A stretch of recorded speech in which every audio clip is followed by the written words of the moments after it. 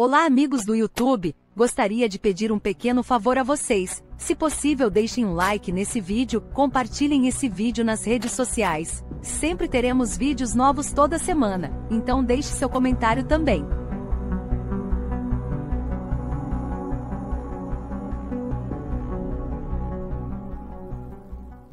Além disso, não se esqueça de deixar um comentário aqui no YouTube me contando a sua opinião. Seu feedback é extremamente valioso e me ajuda a melhorar o conteúdo futuro. Mesmo um simples emoji de polegar para cima seria muito apreciado. Lembre-se, a participação aqui no YouTube é fundamental para indicar à plataforma que o conteúdo é relevante e envolvente. Se os aliens vinham até o nosso planeta, é pouco provável que eles não parassem na Lua no meio do caminho. A Lua é um olho nos céus.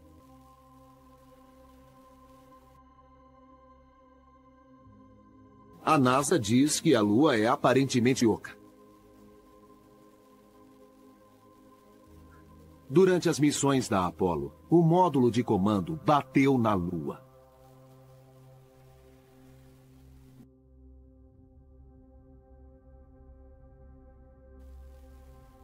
Há crateras na Lua que não têm fundo. E alguns pesquisadores acham que essas crateras sem fundo, na verdade, são entradas para dentro da Lua.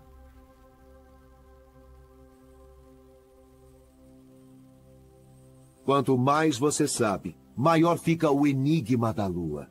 A Lua foi trazida de outro sistema solar para cá e colocada em órbita em torno do nosso planeta. Biólogos dizem que a vida nesse planeta nunca poderia ter acontecido sem a Lua, porque é ela que cria o efeito das marés.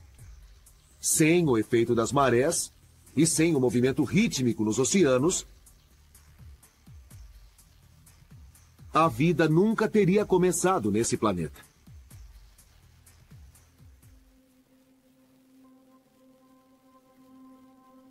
Eu acredito que há evidências de que a Lua seja uma nave espacial gigante orbitando nosso planeta. Ela é ocupada por exploradores extraterrestres. Isso é como o conceito da morte das estrelas de George Lucas em Guerra nas Estrelas, onde eles constroem uma lua artificial capaz de realmente destruir um planeta com a tecnologia.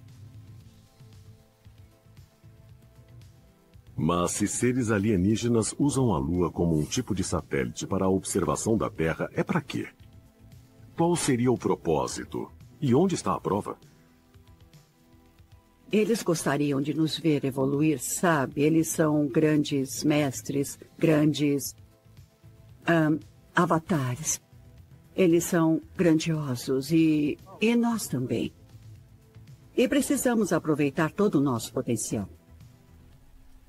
Precisamos mesmo aproveitar todo o nosso potencial em todas as pessoas.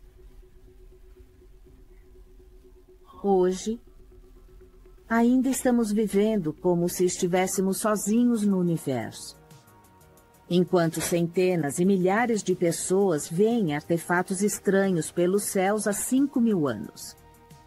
Então, de certa forma, a ideia de que os antigos alienígenas finalmente cumpriram um ciclo completo até o século XXI mostra uma verdade que os governos reprimiram no século XX. Isso é muito irônico. Há muitas teorias diversas e conflitantes em torno da ideia de que astronautas alienígenas visitam a Terra há séculos. Mas talvez a prova esteja no lugar mais óbvio de todos: dentro de nós mesmos. Em algum lugar em nossos genes está codificado que os extraterrestres estiveram aqui há milhares de anos.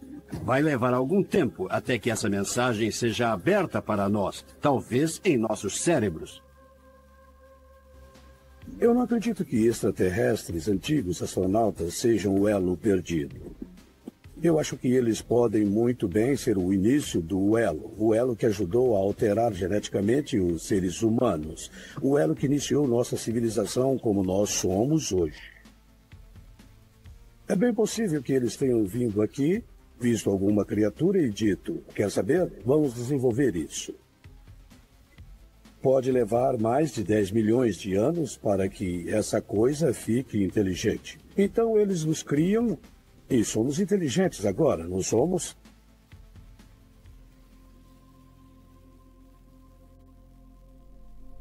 Por que essas mensagens simbólicas foram enviadas para o espaço?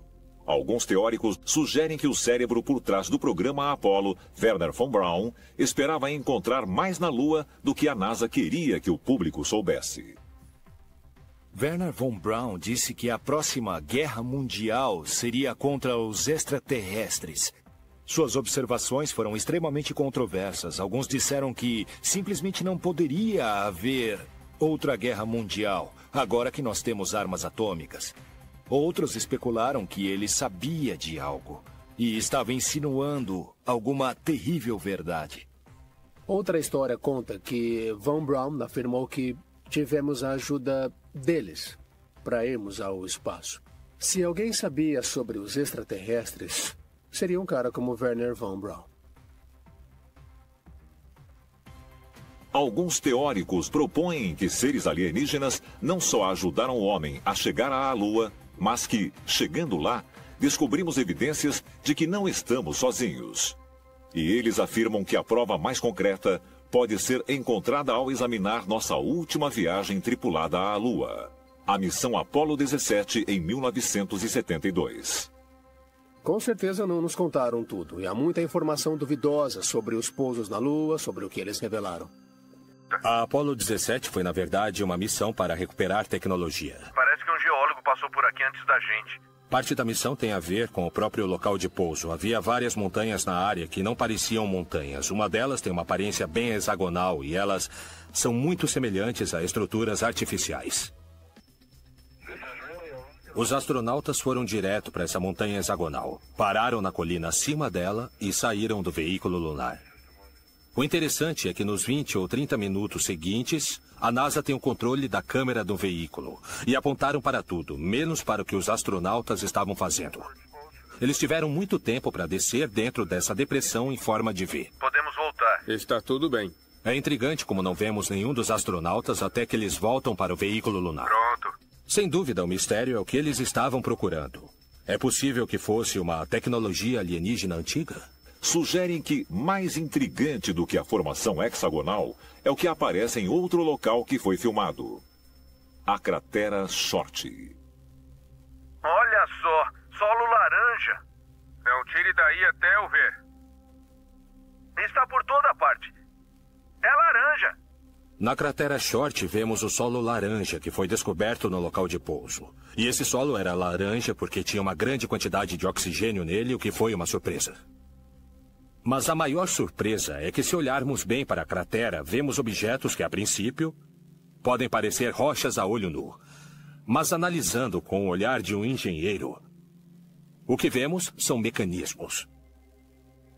E bem no meio dela, há um objeto muito interessante e ao aplicarmos o zoom, ele começa a aparecer cada vez mais com uma cabeça humana.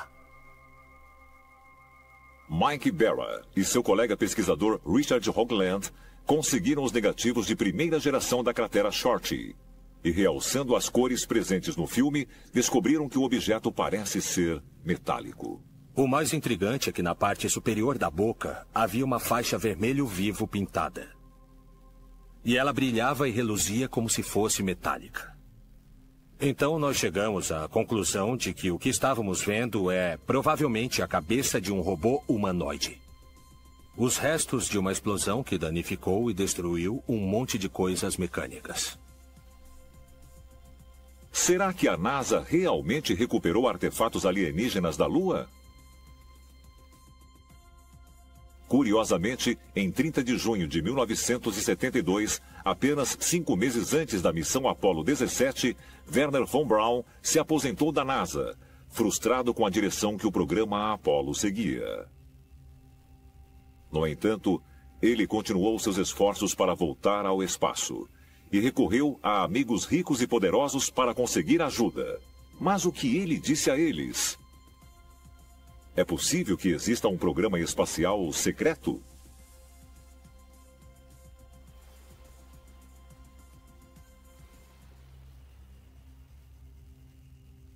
O objeto estranho e serpenteante também põe a NASA em alerta. 370 quilômetros acima da Terra, o ônibus espacial Atlantis opera discretamente no vazio. O astronauta Story Musgrave lança um satélite de defesa secreto. Era um satélite infravermelho muito potente com câmera infravermelha que pode detectar lançamento de foguetes. Depois de liberar o satélite espião de milhões de dólares, Story faz uma última checagem visual. Eu estava olhando direto para a cauda. Mas de repente, bum, vi um objeto que surgiu do nada. Não estava lá e depois estava. Era um objeto parecido com uma cobra de 1,80 m a 2 metros. Fiquei imaginando o que era aquilo. Story observa enquanto a coisa desliza pelo espaço. Jim Oberg examina as imagens procurando a explicação mais racional. Ele tinha movimento interno e continuou se distanciando bem nessa direção. A cauda estava aqui para lá. Sabemos que existem várias coisas que se soltam de ônibus espaciais e se parecem com aquilo. Tem tiras de isolamento entre os ladrilhos, tem alças prendendo cargas e, é claro, o mecanismo principal para lançar as cargas tem coisas projetadas para serem descartadas.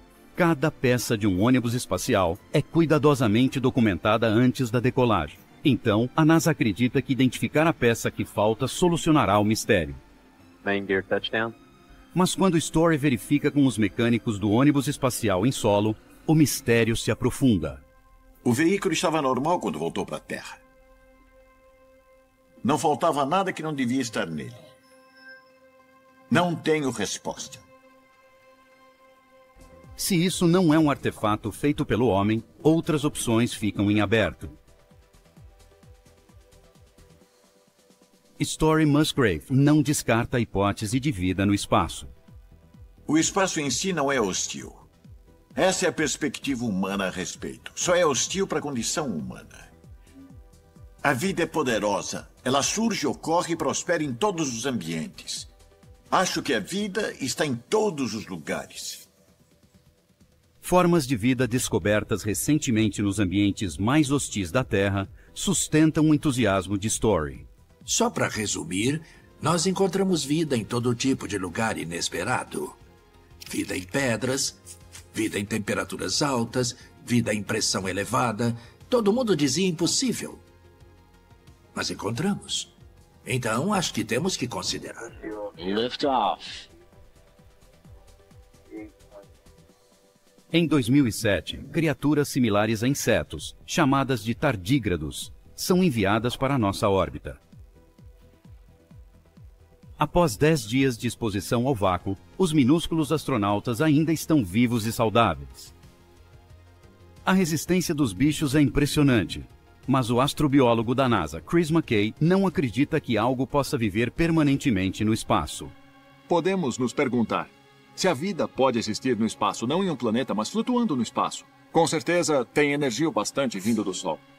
O que é difícil para eu imaginar é como essa vida pode obter material, como ela arranja nutrientes frescos, para onde manda seus dejetos.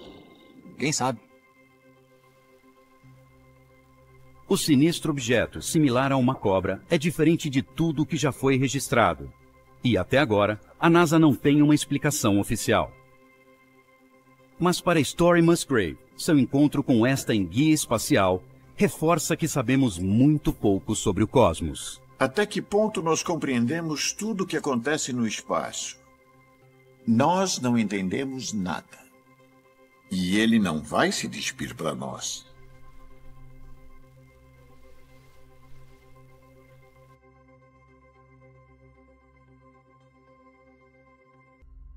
O que são OVNIs?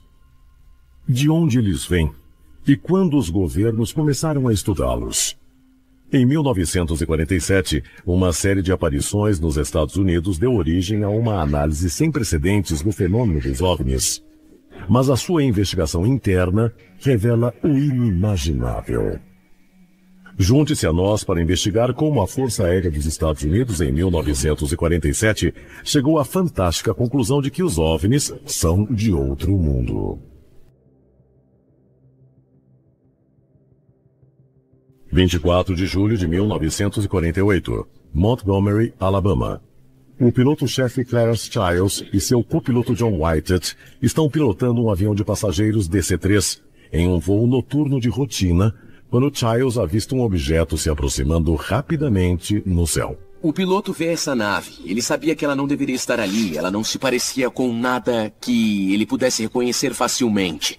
Ele acaba cutucando o ombro do seu copiloto e diz a ele para dar uma olhada. Então eles veem essa nave viajar a uma velocidade incrível, partindo de uma longa distância até parar quase na frente deles. Os pilotos dizem que ela tem a forma de um charuto e janelas brilhantes dos lados.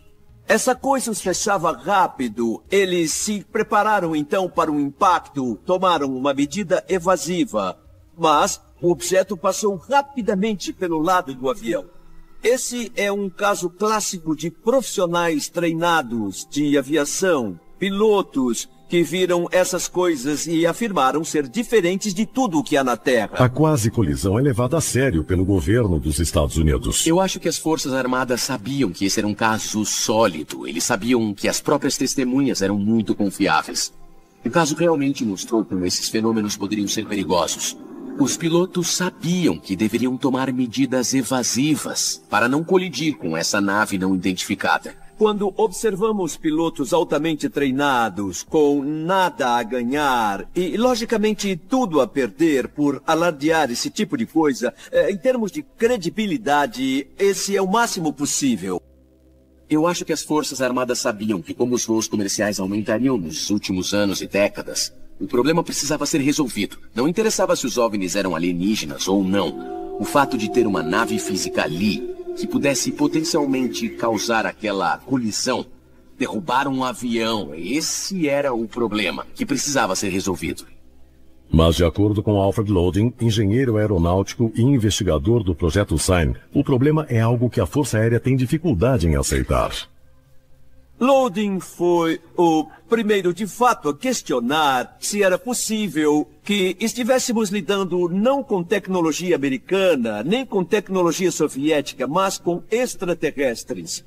E ele foi uma das primeiras pessoas, de fato, a considerar o que foi, anos mais tarde, chamado de hipótese extraterrestre. Os casos que estavam investigando, os OVNIs, as naves, elas faziam manobras que basicamente não conseguíamos realizar na época. Então, de fato, não sobrou outra explicação para tudo isso. Essa quase colisão abriu a mente das pessoas pela primeira vez para a ideia de que não estávamos lidando apenas com luzes e formas no céu, mas com naves estruturadas e com tripulantes. Essas naves agora mostram que podem ir a todo e qualquer lugar que queiram. Elas não possuem limitação alguma.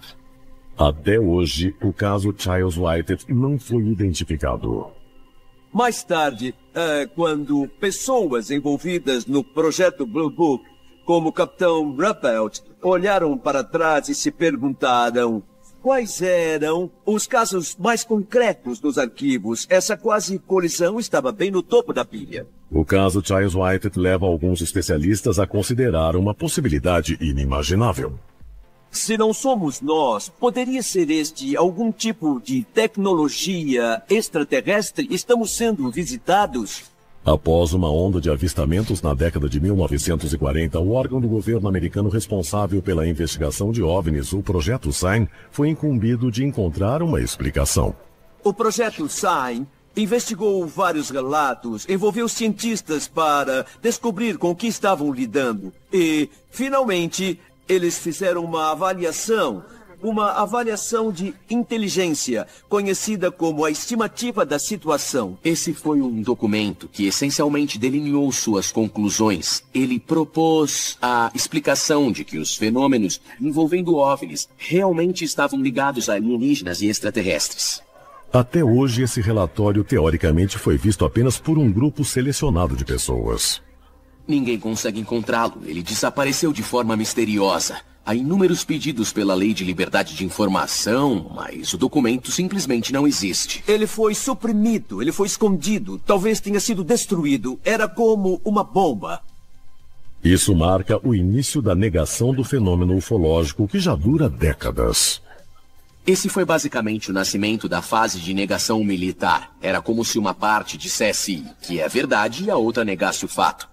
Realmente foi um cabo de guerra entre crentes e céticos, não com relação à população, mas dentro do governo, dentro dos pequenos escalões de pessoas responsáveis por investigar esse fenômeno. Esse documento, ele é provavelmente, se é que existe, a evidência mais importante encontrada nesta era. Isso seria o mesmo que aquelas pessoas dentro do governo dos Estados Unidos que investigam OVNIs dizendo: nós investigamos, nós estamos sendo visitados.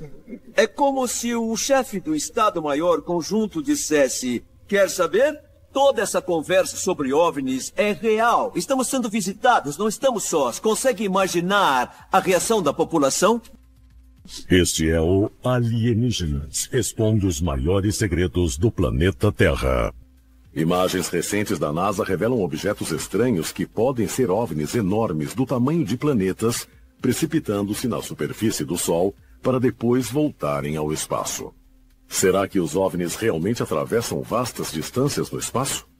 Ou será que esses extraterrestres podem ter descoberto alguma espécie de atalho intergaláctico? Alguns especialistas acreditam que os extraterrestres estejam usando o Sol como uma espécie de estação de reabastecimento para suas naves. No núcleo do Sol, uma pressão intensa força os átomos de hidrogênio a se fundir, criando uma reação nuclear. Um dos produtos da fusão nuclear é o hélio 3. Será que os OVNIs estariam penetrando no Sol para coletar hélio 3? Ou eles estariam procurando outra coisa? Outras fotos tiradas pelo Observatório Solar Espacial SOHO revelam um buraco enorme na superfície do Sol. E acredita-se que essa abertura pode ser por onde os OVNIs que mergulham no Sol desaparecem. Eles estão convencidos de que esse buraco seria, na verdade, um portal interestelar que daria num portal similar de outra estrela da galáxia. Através desses portais estelares, os OVNIs conseguem percorrer grandes distâncias num piscar de olhos. E com aproximadamente 400 bilhões de estrelas somente na Via Láctea, os destinos possíveis são ilimitados. Mas deslizar por buracos de minhoca podem não ser as únicas formas dos alienígenas viajarem.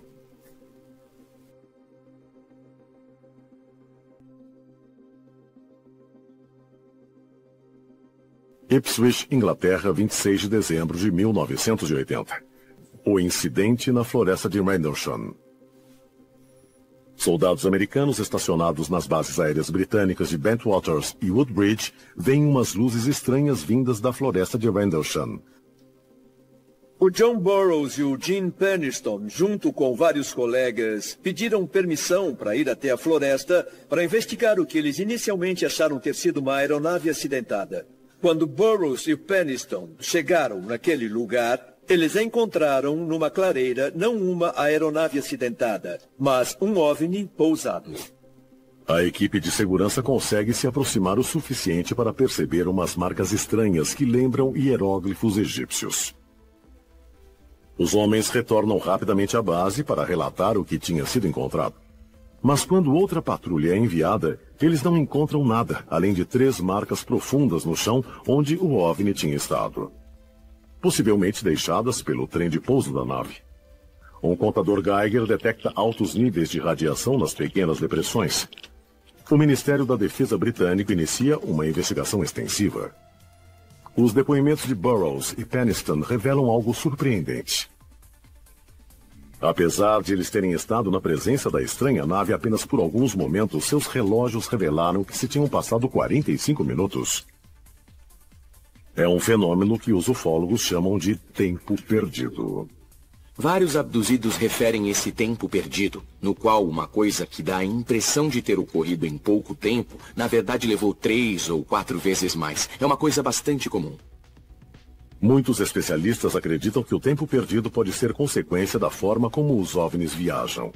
Não seria se transportando pelo espaço, mas sim pelo tempo. Nós conhecemos as 3 dimensões em que eu e você falamos, andamos e interagimos. Mas existe uma 4ª dimensão, que é o tempo. O contínuo espaço-tempo é a sobreposição do espaço e do tempo, segundo a teoria de que ambos são uma coisa só. O que isso significa é que o espaço e o tempo ficam completamente indistinguíveis um do outro. Será possível que, ao se aproximarem do OVNI, os 2 homens tenham entrado num contínuo espaço-tempo gerado pelo OVNI em sua jornada para a Terra? O famoso caso de tempo perdido no Chile oferece uma evidência mais convincente do fenômeno. A distorção do tempo no Chile. Pampa, Luscuma, Chile, abril de 1977. Uma patrulha militar de fronteira se abriga numa noite num estábulo. Às 4 da manhã, eles são acordados por uma estranha luz descendo do céu, não muito longe dali. Quando eles estão se preparando para investigar, um segundo OVNI aparece de repente.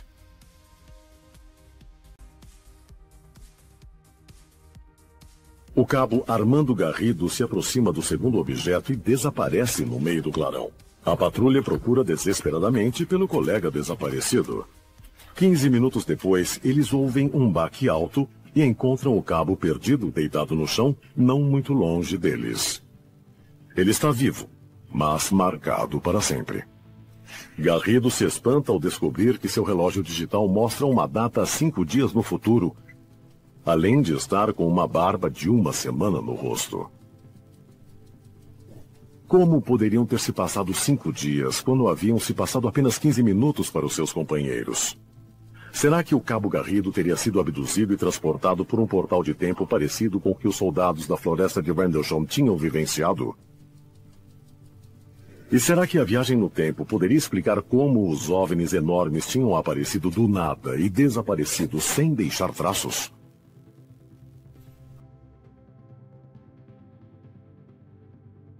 Apesar de décadas de investigação, os ufólogos ainda estão tentando entender de onde vêm os extraterrestres e por que eles estão aqui.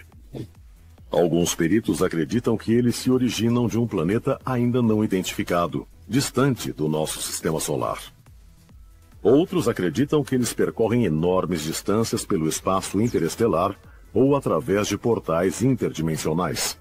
Mas ainda existe outra possibilidade perturbadora, uma que transcende barreiras aparentemente intransponíveis. Um estudo recente na Universidade de Washington usou um programa digital para estimar como seria a aparência dos humanos depois de 100 mil anos de evolução. Ele mostrou que os humanos irão desenvolver grandes olhos e crânios largamente expandidos, demonstrando uma semelhança em comum com os Greys, conforme eles foram descritos por Betty Hill e milhares de outros. Quem estaria mais interessado em impedir a destruição dos humanos? A resposta é simples. Outros seres humanos, mas outros seres humanos do futuro. Será que os alienígenas não poderiam ser, na verdade, humanos vindos de um futuro distante? Se for assim, os Greys seriam mais um ramo da nossa árvore genealógica. Pleasant Hill, Ohio, 1848. O Instituto Smithsonian estuda uma tumba de 106 metros de comprimento e 1 metro de altura, com a forma de uma cobra enrolada.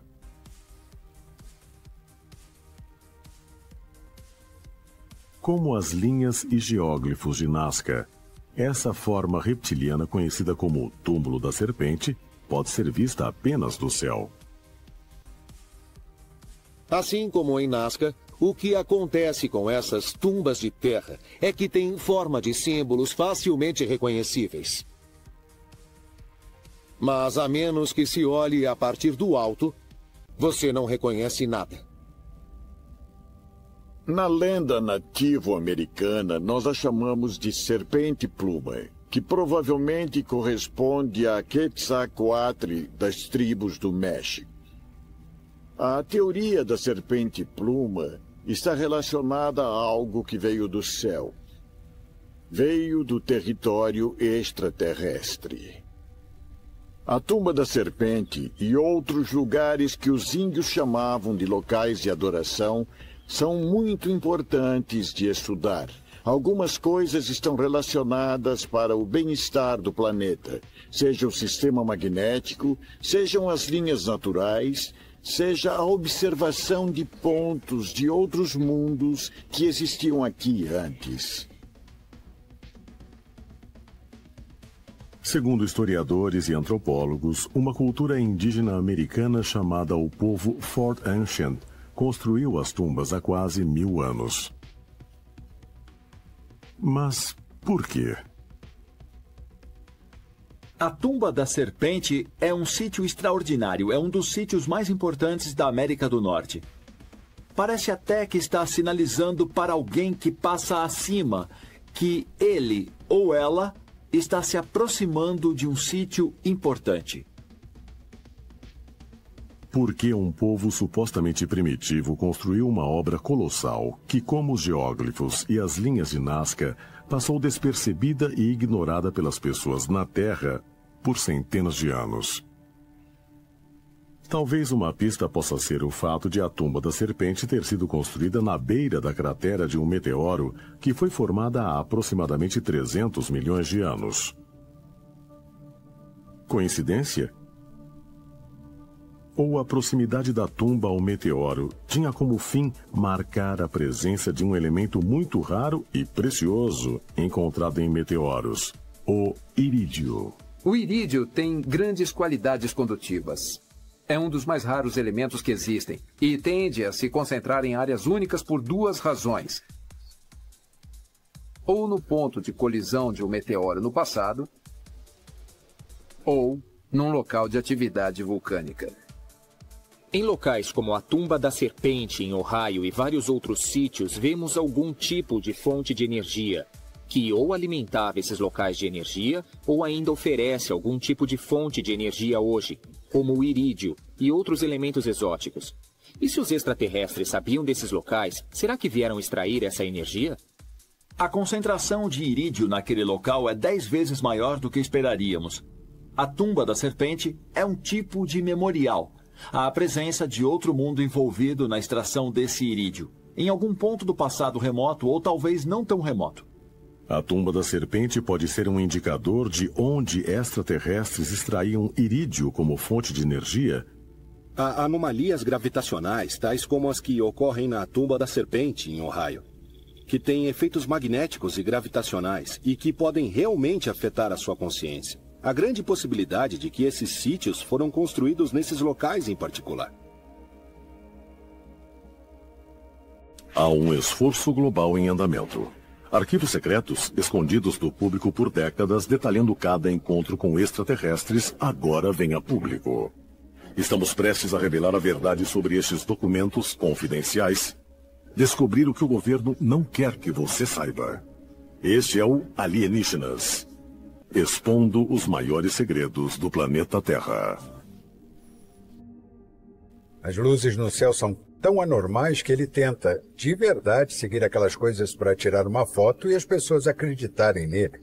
Eu parei bem aqui, depois da caixa do correio, saí do carro e comecei a filmar e elas estavam bem ali. Não acredito. O que é aquilo? Então eu estava bem ali e elas estavam no céu.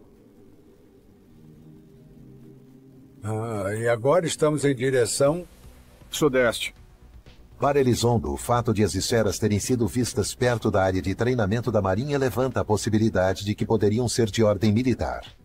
Não parecem ser aeronaves ou helicópteros. Não há som e são pequenas esferas brilhantes. As mesmas luzes em tons de laranja, amarelo e vermelho que o Sean descreveu.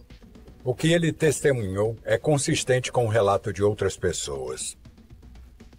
Uma dessas pessoas é Chris Larkin, que que também gravou um vídeo de esferas laranja avermelhadas enquanto pescava na costa da Carolina.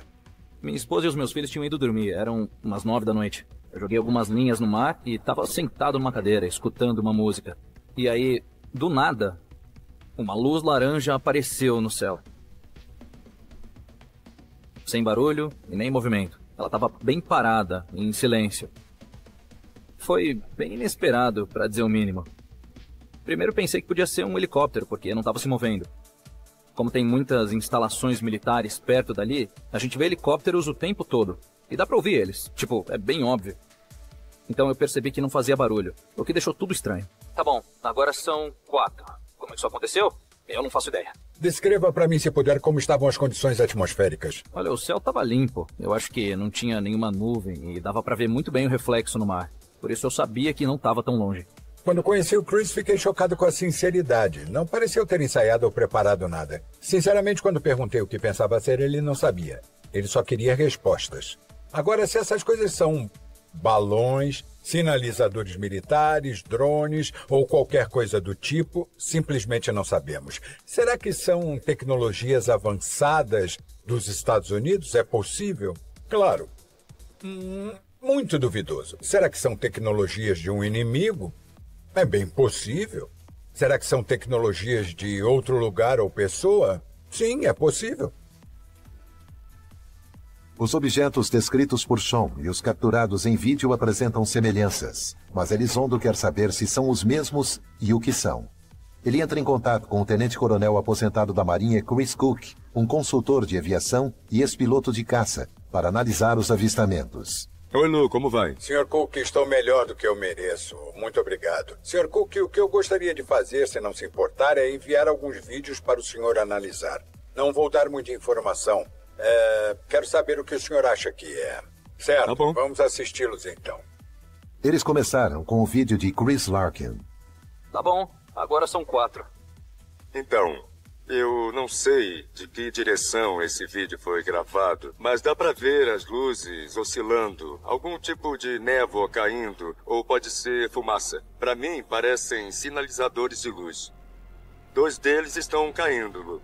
Não há aceleração instantânea ou velocidade anormal. Eles seguem o padrão que esperamos de algum tipo de sinalizador luminoso. Eles acreditam que esses objetos possam ser explicados por sinalizadores militares. Mas e aqueles do vídeo de Cooper Booth? Essas coisas estão se movendo pelo céu e desaparecendo, bem ali. Eu não sei se poderiam ser planetas, eu não sei se poderiam ser parte da estação espacial, sabe? Atravessando o céu. Tive a oportunidade de conversar pessoalmente com a pessoa que gravou o vídeo. Ele viu essas esferas de luz vermelha à distância. Não havia outras estrelas no céu, nenhuma aeronave, nada cintilante. E se moviam. Eu estou bastante convencido de que o que ele filmou é a mesma coisa que vem sendo relatada repetidamente. Ele teve uma percepção de distância do quão longe essas coisas estavam? Perguntei várias vezes quão longe. Olha, o problema é que é tão difícil analisar isso quando olhamos um ponto de luz numa tela escura, né? Se ele estivesse simplesmente falando, eu diria... Mas várias pessoas com quem falei pessoalmente afirmaram e juraram que viram isso. Eu não posso, sinceramente. Eu não sei dizer o que é.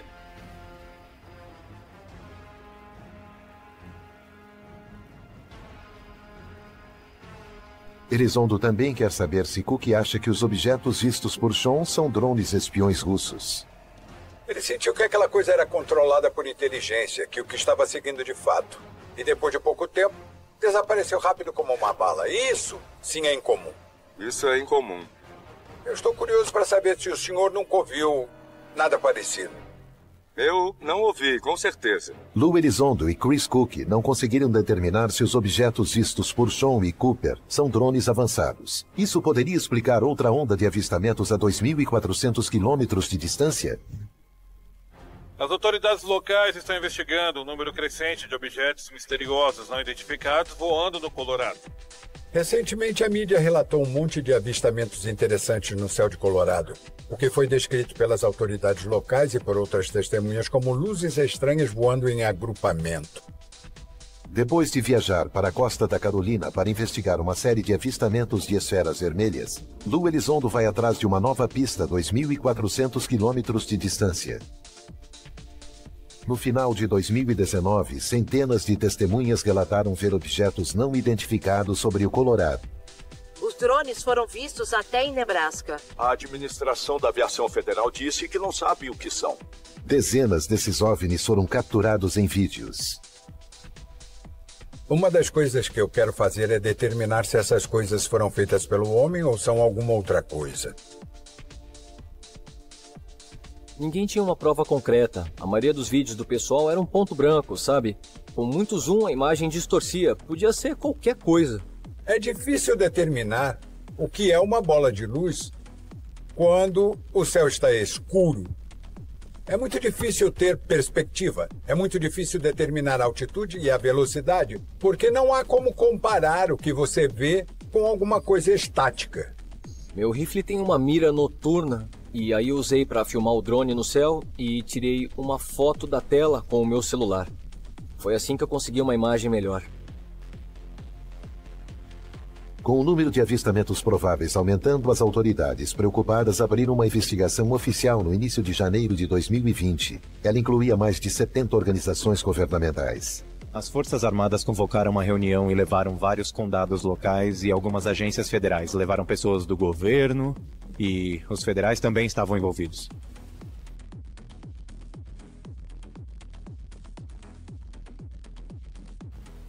Belize, América Central. Em 1924, o aventureiro inglês Frederick Mitchell Heads viajou para cá com sua filha Anna para explorar as ruínas da antiga cidade maia de Lubantum. Numa tarde, Anna subiu ao topo de uma pirâmide esperando ver o oceano. Era meio-dia em ponto e ela estava no topo. Quando o sol passou entre as pedras, foi como se elas se movessem e abrissem uma pequena fenda, onde a luz do sol penetrava, atingindo o topo do crânio. Ela desceu correndo toda animada e disse que tinha alguém lá com uma lanterna. O pai de Anna e outros em seu grupo eram grandes demais para caber na pequena abertura na pirâmide. Então, amarraram uma corda em Anna e a desceram pelo buraco.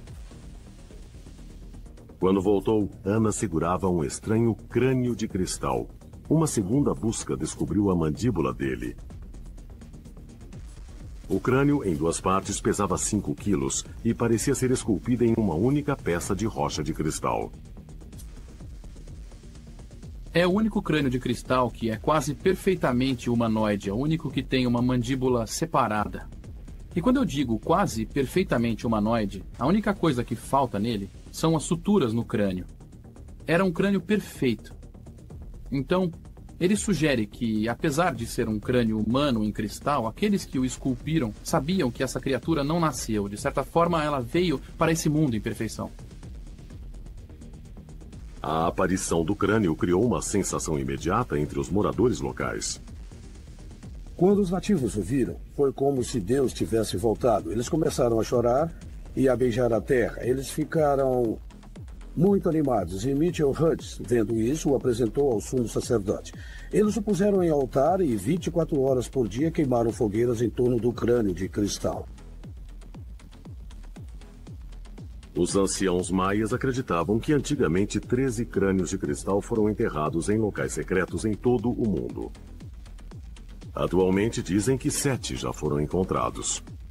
4 estão em coleções particulares e há um no British Museum, um no Smithsonian e outro no Museu do Quai Branly, em Paris.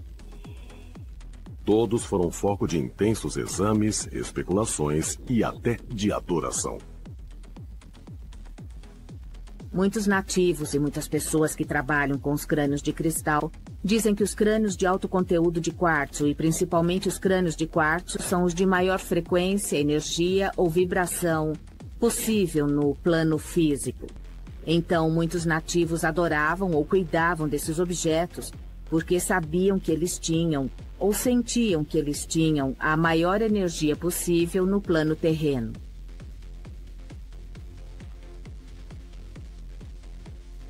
Mas quais são as origens exatas desses misteriosos crânios de cristal? Desde sua descoberta, testes científicos determinaram que os 2 crânios possuídos pelo British Museum e pelo Quai Branly não são artefatos pré-colombianos autênticos. Será que o crânio de Mitchell Hedges também era falso? Nos anos 60, ele passou por testes do curador de arte Frank Dorlan e da empresa Hewlett-Packard. Eles usaram tudo de mais avançado que tinham e não encontraram nenhuma marca nele, a não ser em torno da mandíbula. E acho que um pouco em torno dos olhos. Foram os únicos lugares em que viram marcas de ferramentas através de suas técnicas. Na época, a HP descobriu que a temperatura dele sempre se mantém a mesma, não importando se está frio ou quente. Ele foi esculpido contra as linhas do cristal. Se alguém tentasse fazer isso, quebraria ele em milhares de pedaços. Ele é feito de cristal de alto nível eletrônico, e eles não têm certeza de onde ele veio. Se você ouvir os acadêmicos, eles dizem que os crânios de cristal são todos de fabricação moderna. Significa que alguém chegou com uma ferramenta e os esculpiu assim.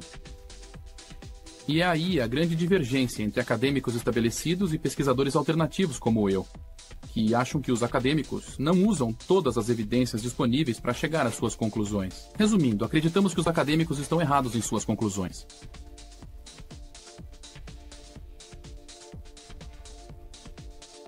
Esses crânios são mesmo artefatos antigos? Se não são, quem ou o que os esculpiu? Os crânios de cristal, de acordo com certas histórias, são artefatos alienígenas.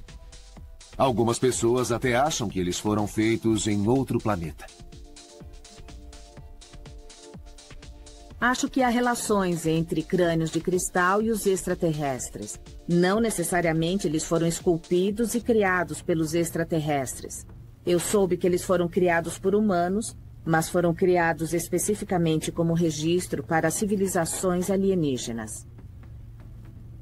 Pode realmente haver algum tipo de informação codificada guardada dentro desses crânios? E se houver, como ela pode ser lida? Uma lenda diz que há 13 crânios e que, quando os 13 se reunissem, algo significativo mudaria no mundo.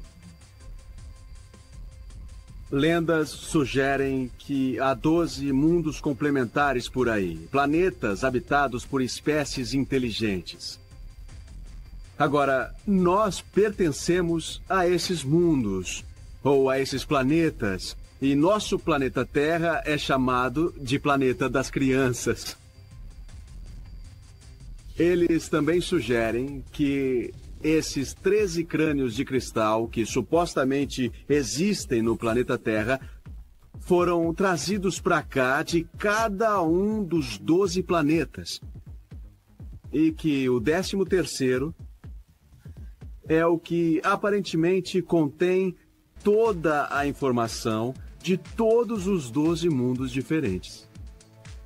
Dentro de cada crânio de cristal, há informações guardadas. A IBM já mostrou que o cristal de quartzo pode guardar milhões de gigabytes de informação. Na verdade, qualquer cristal de quartzo ou um crânio de cristal pode guardar muito mais informação que qualquer computador que temos hoje. Então, quando esses crânios de cristal forem reunidos, eles vão começar a interagir uns com os outros. E, enfim, um grande conhecimento e informações condensados serão trazidos até nós. Essa é a lenda dos crânios de cristal. Mas, como sustentam os teóricos, por que alienígenas visitantes deram o crânio de cristal aos maias? Para que propósito? O crânio é um tema muito importante para os maias. Quando você observa os monumentos maias, vê crânios esculpidos para todo lado. Eles usam isso para representar calendários. E é ao calendário maia que muitas pessoas recorrem quando discutem a possibilidade de um novo Armagedon. Os crânios são relacionados a isso? O atual mantenedor do crânio de Mitchell Hedges acredita que sejam. E eu acho que os crânios estão aparecendo para fazer o que eles devem fazer. Todas essas coisas acontecem, as guerras e tudo mais. Mas esses crânios vão desencadear o que será o fim de uma nova era? ou eles simplesmente serão usados como ferramentas de uma forma de inteligência extraterrestre para guiar a humanidade ao seu próximo estágio de evolução. Se for, essa inteligência observa esperando o momento certo? E de onde exatamente ela pode estar nos observando?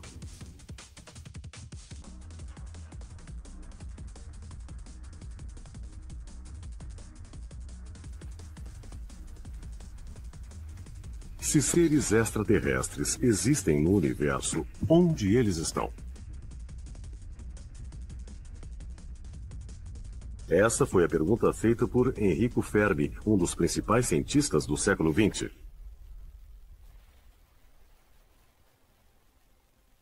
Logo depois da Segunda Guerra Mundial, o famoso físico Enrico Fermi, que fazia parte do projeto Manhattan para construir a bomba atômica, conversava em Los Alamos com alguns amigos sobre relatos de discos voadores.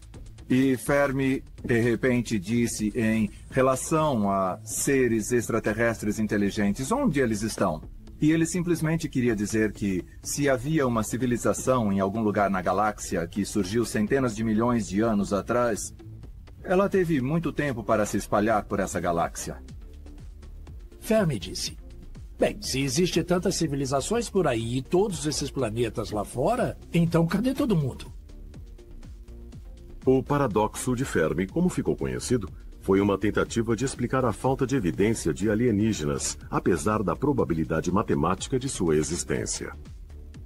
Até hoje, nos tempos modernos, nenhum cientista confiável, nenhum estudioso confiável pega qualquer evidência que antigos entusiastas dos ETs chamam evidência da existência deles e diz: isso é uma evidência de antigos alienígenas. Nenhum estudioso confiável faz isso. E mais, o Projeto 7 de busca por inteligência extraterrestre existe há quase 50 anos. O fato de não encontrarmos nenhuma evidência radiotelescópica de extraterrestres se encaixa bem no paradoxo de Fermi, já que indica que se eles estão por aí, por que não ouvimos? E parece que nós não ouvimos eles. Mas, nos anos 60, o astrofísico da MIT, John Ball, respondeu à hipótese de Fermi com uma outra bem controversa, a hipótese do zoológico. A hipótese do zoológico diz que estamos em um zoológico ou numa área selvagem, que eles abandonaram e vão deixar em paz para permitir que possamos nos desenvolver em nossa forma e velocidade próprias. Extraterrestres nos detectaram na Terra, mas escolheram não vir para cá, não invadir, mas nos observar como nós observamos animais no zoológico. Eles pensaram, vamos fazer um estudo desses terráqueos e ver que tipo de gente eles são. E por que eles fariam isso? Se, por um lado, não temos nada que eles queiram, e isso é verdade, por outro, não podemos interferir no que eles fazem, o que também é verdade. Eles estão lá vivendo sua vida e não estão prestando nenhuma atenção em nós. E nós não somos espertos o suficiente para dar uma olhada no que eles fazem.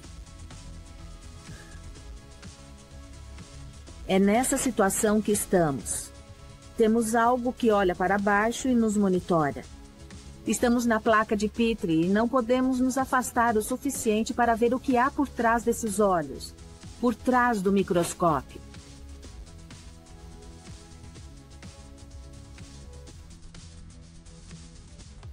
Se os aliens estão nos observando agora, onde eles estão?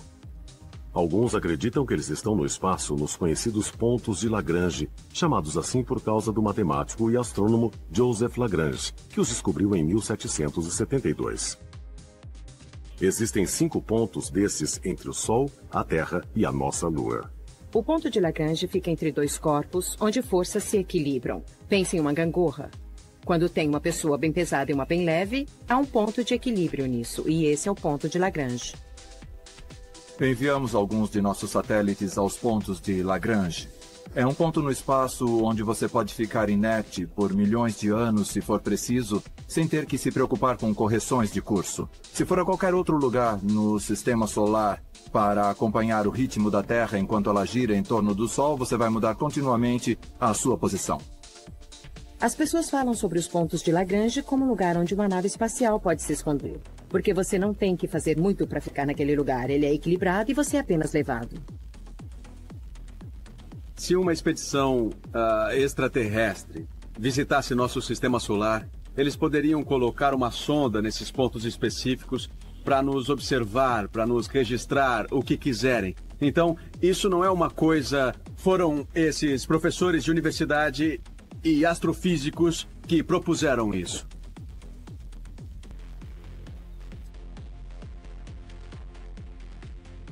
Alguns dizem que outro motivo para os seres alienígenas não se revelarem ainda é porque eles ainda não nos consideram merecedores.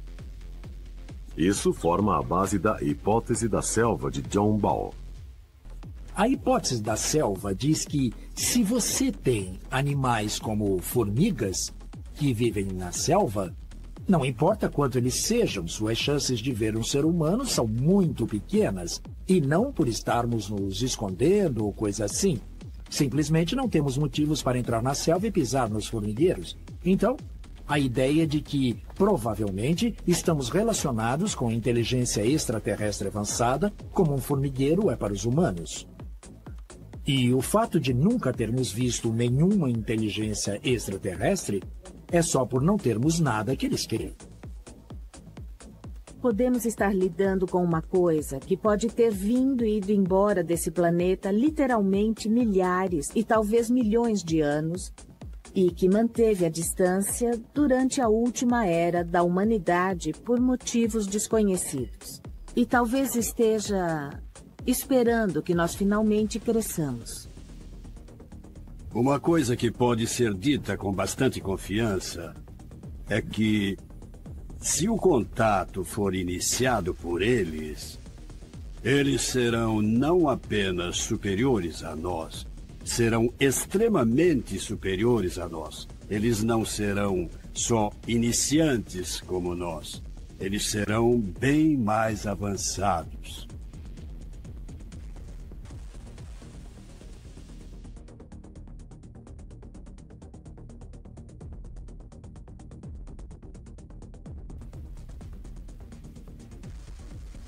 Tanto a hipótese da selva quanto a do zoológico propõem que os aliens nos observam, mas mantêm a distância por enquanto. Mas e se não for isso? E se a missão alienígena for se integrar à nossa sociedade sem que seja detectável? Se for assim, eles estariam entre nós agora?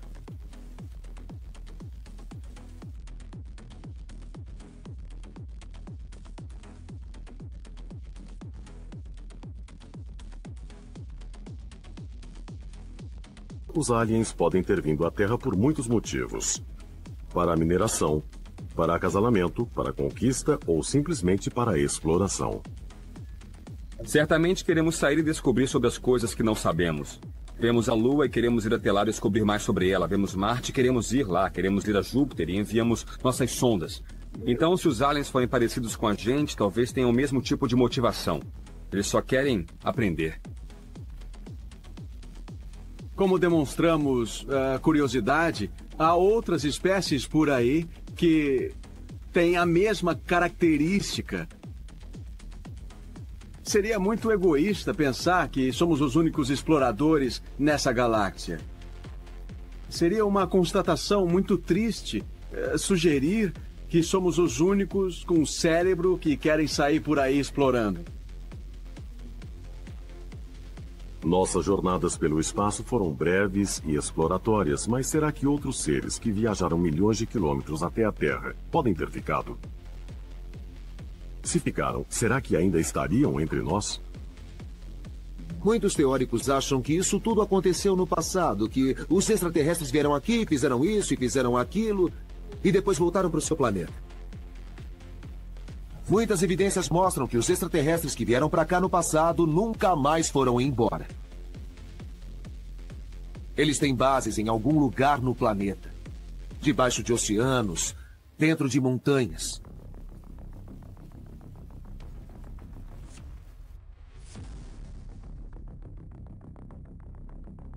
Na América do Sul, há fortes crenças de que muitos OVNIs saem de lagos e também debaixo d'água. O Lago Titicaca e outros lagos, no Peru, na Bolívia e em outras áreas da América do Sul, têm um tipo de base alienígena subterrânea e subaquática, associada a eles.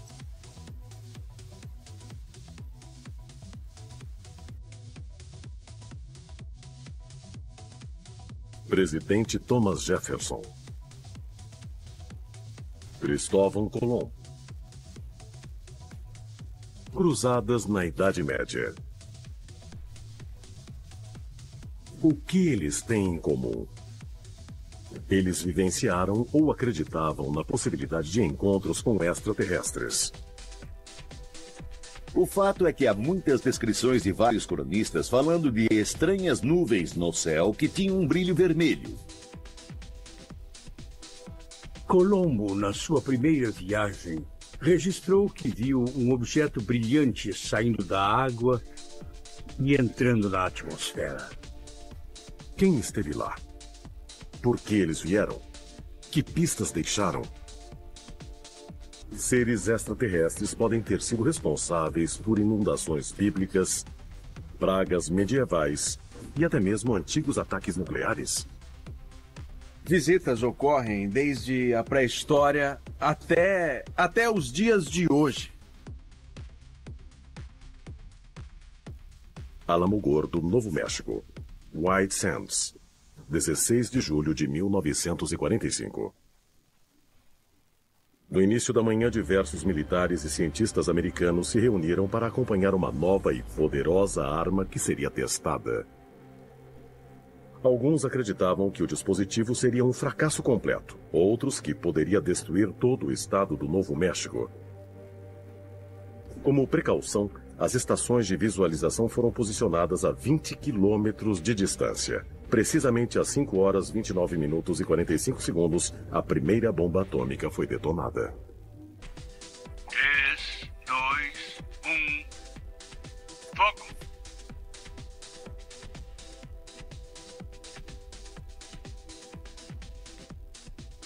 A explosão emitiu uma bola de fogo com mais de 180 metros de largura e produziu uma explosão equivalente a 20 mil toneladas de TNT. A nuvem de cogumelo subiu a mais de 10 quilômetros de altura e as reverberações podiam ser sentidas por quase 160 quilômetros. O mundo tinha uma nova arma que era tão terrível que até mesmo seu criador, o Dr. Robert Oppenheimer, ficou chocado e abalado. Algumas pessoas riram. Algumas pessoas gritaram. A maioria ficou em silêncio. Pela primeira vez na história, a Terra havia sido agredida por uma arma de poder incrível feita pelo homem. Mas e se isso já tivesse acontecido antes? E se uma explosão de maior força e poder de destruição já tivesse moldado a história da Terra? Aonde foram? Irão retornar? Algumas pessoas sugerem, com base em uma série de evidências, que já pode ter havido uma guerra atômica com bombas e explosões atômicas num passado muito distante. A guerra atômica entre civilizações antigas pode parecer uma história de ficção científica, mas descrições de ocorrências semelhantes podem ser encontradas no texto que o próprio Dr. Oppenheimer citou após o teste nuclear no Novo México. Lembrei-me de uma frase do texto sagrado do Bhagavad Gita. Agora eu me tornei a morte, o destruidor dos mundos.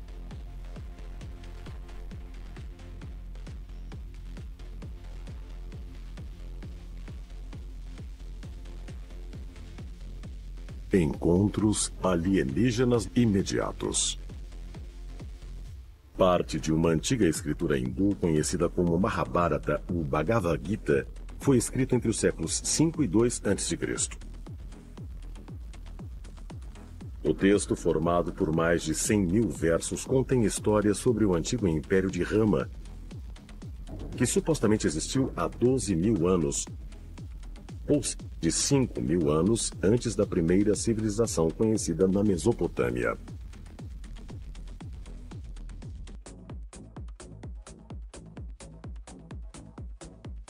Os épicos indianos antigos parecem as ficções científicas modernas, mas têm milhares de anos de idade. Eles descrevem carruagens voadoras e deuses que possuíam incríveis capacidades tecnológicas e armas extraordinárias usadas em batalhas épicas.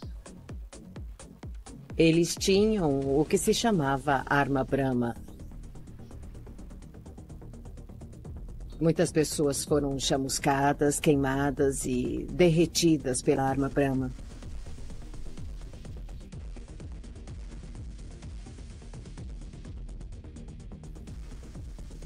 Milhões de pessoas em todo o mundo acreditam que fomos visitados por seres extraterrestres no passado. E se for verdade, será que os alienígenas do passado ajudaram a moldar nossa história? Será que deixaram pistas? Algumas ocultas e outras bem visíveis? Será que podemos encontrar evidências? E qual era a sua missão? Defensores acreditam que a arma Brahma era um dispositivo nuclear, porque as descrições de seus efeitos mortais são semelhantes aos efeitos da exposição à radiação intensa. Mas essa teoria é descartada pela ciência convencional. Não há evidência de que uma bomba nuclear foi descrita no Mahabharata ou no Bhagavad Gita. Ele descreve uma batalha. Em batalhas existem explosões, grandes explosões. Uma coisa é sugerir que as batalhas têm explosões, mas não é realmente o que estamos analisando. É preciso estudar o contexto geral. Uma referência que temos, por exemplo, fala de explosões que eram mais brilhantes do que 1000 sóis. E quando essas explosões ocorriam, os sóis criavam árvores no ar que estavam em chamas e havia uma destruição em massa. Após as explosões, os sobreviventes começavam a perder os cabelos e as unhas caíam. Ora, aí temos uma referência ao envenenamento por radiação, à precipitação nuclear. E esses textos têm milhares de anos. Mas se o Mahabharata é baseado em fatos, os arqueólogos não encontraram evidências físicas ou radiológicas? Para defensores, isso aconteceu.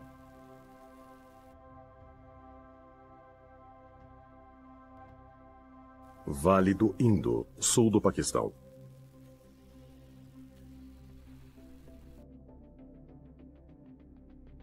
Em 1922, um oficial com um grupo de pesquisa indiana arqueológico descobriu as ruínas de uma antiga cidade conhecida como Mohenjo-Daro. De acordo com os arqueólogos, a cidade, cujo nome significa Colina dos Mortos, prosperou entre 2600 e 1900 a.C. No entanto, cientistas no Paquistão sugeriram que Mohenjo-Daro é muito mais antiga. Os arqueólogos acreditam que a cidade foi abandonada como resultado das mudanças climáticas ou, possivelmente, da diminuição no comércio. Mas quando as ruínas de Mohenjo-Daro foram descobertas nos anos 20, 44 esqueletos foram encontrados de bruços, na rua, muitos de mãos dadas. Seus rostos e o posicionamento do corpo sugeriam que haviam sofrido uma morte súbita e violenta. Uma cultura. Um povo foi literalmente morto na rua. Os arqueólogos encontraram restos humanos. Algo importante aconteceu com essas pessoas. O que de fato aconteceu ao povo de Mohenjo-Daro? Por que há evidências de que animais selvagens evitaram se alimentar de seus restos? E por que, mesmo após milhares de anos, seus ossos não se deterioraram? Em certas áreas do local, encontramos níveis de radiação maiores. E existe radiação por toda parte. Mas quando encontramos altos níveis de radiação em certas regiões do mundo, surge a pergunta: por quê?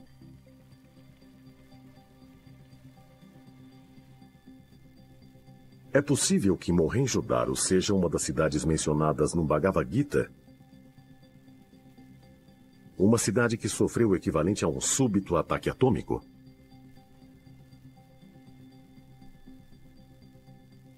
No livro Atomic Destruction in 2000 BC, o pesquisador britânico David Davenport afirmou ter encontrado um epicentro com 50 metros de largura em Mohenjo-Daro, onde tudo parece ter sido fundido através de um processo de transformação conhecido como vitrificação.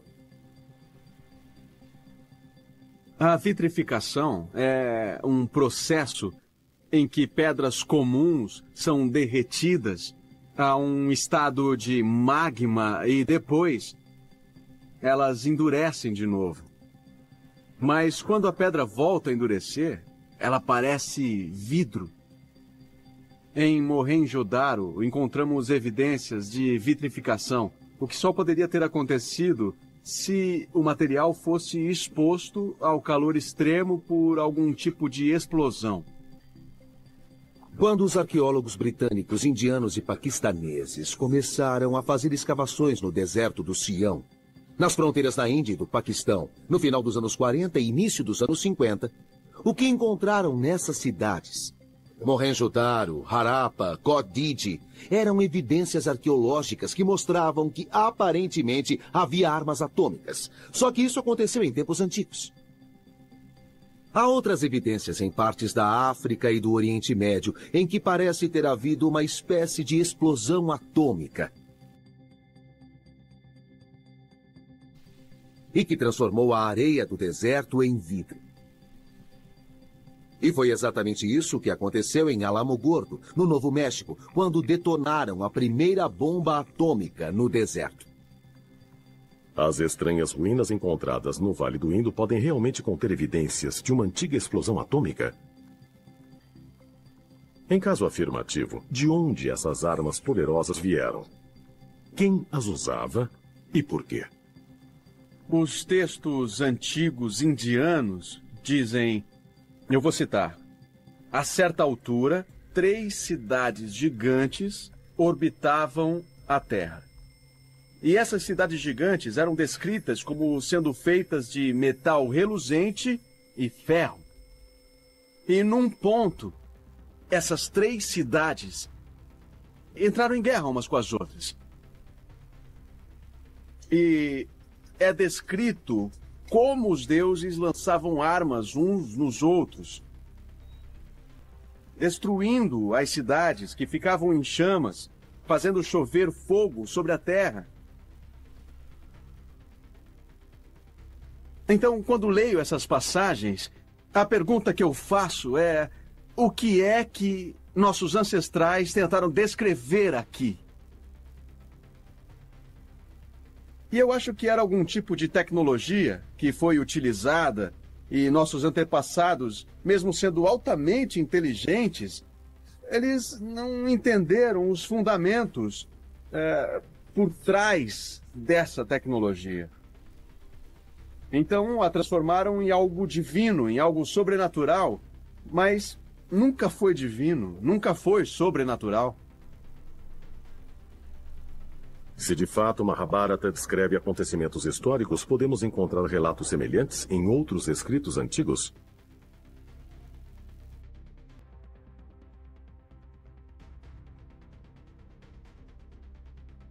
Podemos ler o mesmo nas páginas da Bíblia Sagrada.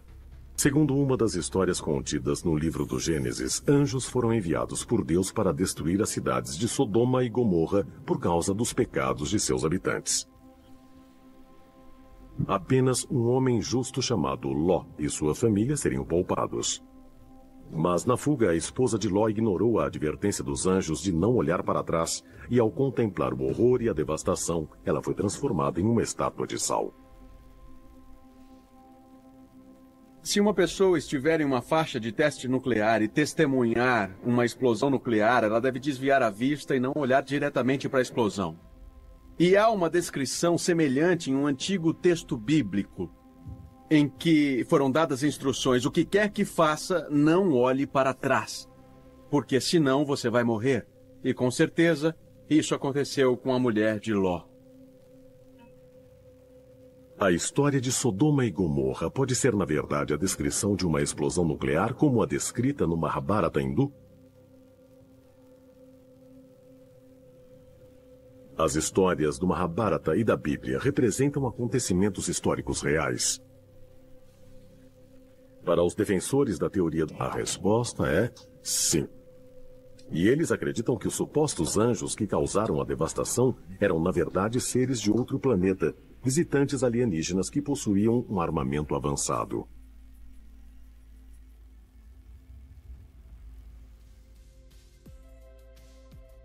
Setembro de 2000. Mar Negro, Turquia.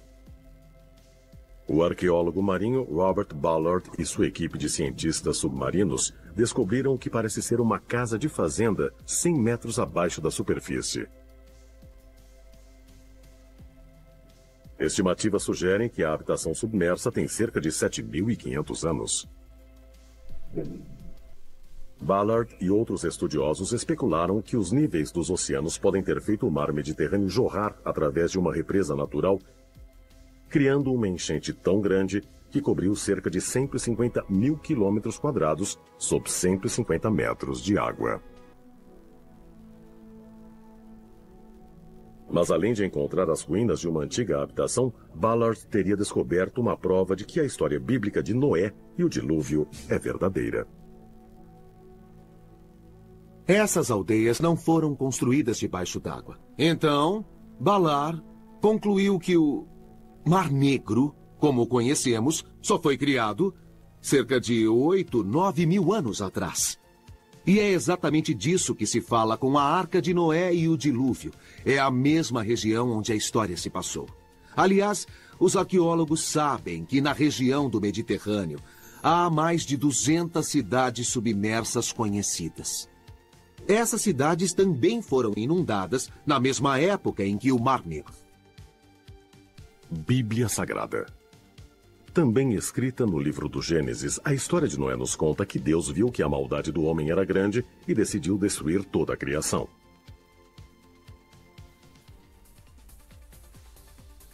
Somente Noé, sua família e os animais a bordo da arca foram autorizados a sobreviver e repovoar o planeta. Mas essa é toda a história. Noé foi escolhido apenas por sua virtude? Ou havia outro motivo que o levou a ser escolhido para salvar o planeta? Defensores acreditam que a Bíblia não conta toda a história. No final dos anos 40 e início dos anos 50, uma série de textos antigos conhecidos como os manuscritos do Mar Morto foi descoberta em uma caverna localizada na atual Cisjordânia. Entre os escritos antigos há várias histórias não encontradas na Bíblia hebraica tradicional. Uma dessas histórias fala de Noé e de seu estranho e milagroso nascimento. Um dos pergaminhos do Mar Morto é chamado de pergaminho Lameque. E o que é Lameque? Lameque era um pastor. E um dia a esposa de Lameque estava grávida. E ele disse a ela: isso é impossível, eu não venho aqui há meses. Mas a esposa dele jurou: ninguém me tocou. Lameque não acreditou na esposa e procurou o pai, que era Matusalém. E Matusalém disse a Lameque: eu não posso te ajudar, não entendo. Acredito em sua esposa, que ninguém a tocou, e acredito em você. O que devo fazer? Então Matusalém procurou seu pai, o avô de Lameque, chamado Enoque. E Enoque disse a Matusalém que os guardiões do céu tinham feito uma inseminação artificial no útero da esposa de Lameque. E que o neto devia aceitar o filho, porque ele seria o pai de uma nova geração humana. E na Bíblia, esse é Noé. E se, como alguns teóricos acreditam, a história de Lameque for verdadeira e os guardiões do céu citados forem, na verdade, alienígenas? Isso quer dizer que Noé foi concebido por inseminação artificial? Uma experiência genética realizada por extraterrestres? E se for assim, qual foi a razão para o grande dilúvio? A razão do grande dilúvio. E precisamos entender bem que a história nos diz que Noé vinha de gerações puras. O que significa isso? Por que o relato especifica que ele vinha de gerações puras? Segundo a Bíblia, Deus enviou o dilúvio por causa da maldade e da corrupção do homem. Mas os defensores acreditam que o dilúvio pretendia livrar a Terra de imperfeições biológicas. Assim, Noé e sua família poderiam repovoar o planeta com uma espécie geneticamente superior. Parte da sociedade humana é geneticamente próxima do mundo animal. O que podemos fazer? Os seres humanos se espalharam pelo planeta. Então, eles resolveram matar todos com uma grande inundação para depois poderem recomeçar. Outro elemento familiar na história de Noé envolve os animais, que foram levados a bordo da arca. Na Bíblia, Deus ordenou que Noé reunisse um casal de cada criatura viva. Animais, aves e insetos. Mas muitos estudiosos bíblicos e teólogos concordam que tal tarefa teria sido física e biologicamente impossível. Poderia haver outra explicação mais científica? A história da Arca de Noé é muito improvável se pensarmos bem. São 2 animais de cada criatura no planeta Terra num barco. Não só o barco teria que ser enorme, mas como ele iria reunir todos os animais e colocar dentro do barco? Então, é bem possível que a Arca de Noé, mais uma vez, seja uma tecnologia incompreendida. Ou seja, a Arca é um banco de DNA.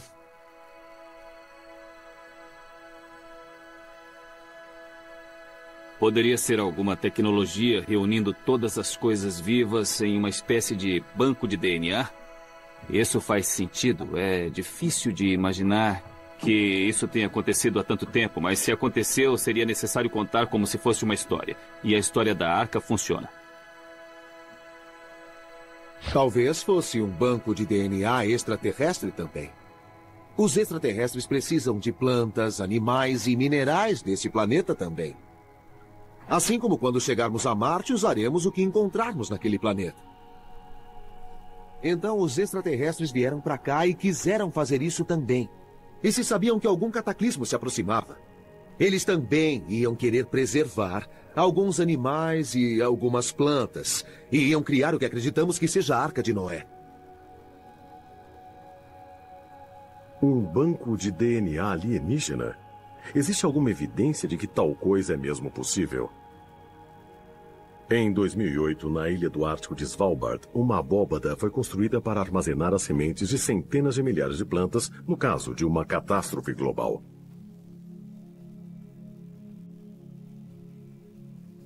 Em outra parte, esforços semelhantes foram empregados para armazenar o DNA humano e animal. Isso é tecnologia de ponta ou simplesmente a história se repetindo? O projeto Frozen Ark é um programa que foi iniciado pelo Museu de História Natural de Londres. O que eles fizeram foi começar a armazenar o DNA de espécies ameaçadas para as gerações futuras, para a preservação. E até hoje, mais de 1000 espécies foram preservadas em pequenos frascos. E então, a pergunta que se faz é: será que é possível que a Arca de Noé não fosse necessariamente um barco feito de madeira? Mas e se a Arca de Noé fosse uma instalação de armazenamento de DNA que foi utilizada para preservar todas as espécies no planeta Terra? Se cada espécie pode ser mantida em um pequeno frasco assim, tudo fica muito lógico. E, de novo, temos que analisar do ponto de vista do que os nossos antepassados tentavam descrever o que eles testemunharam. Antigos bancos de DNA. Alienígenas fazendo inseminação artificial em seres humanos. Tais ideias realmente ajudam a compreender a Bíblia. Será que tal coisa é possível? Sim, é. Chama-se inseminação artificial, que é o que acontece hoje. Temos exatamente a mesma descrição milhares de anos atrás, quando as mulheres, sem dormir com ninguém, de repente ficavam grávidas. A concepção de Jesus Cristo. Um anjo chega até a Virgem Maria e diz que ela vai ser abençoada por Deus com um filho. E a seguir, ela engravida. Nossos ancestrais pré-históricos não podiam entender e acreditavam que esses extraterrestres eram um tipo de Deus. Isso sugere que nós estamos lidando aqui com a realidade. Não estamos só lidando com histórias imaginárias. E é possível que os extraterrestres tenham influenciado o desenvolvimento da humanidade? Muitos afirmam que as evidências podem ser encontradas em lugares surpreendentes.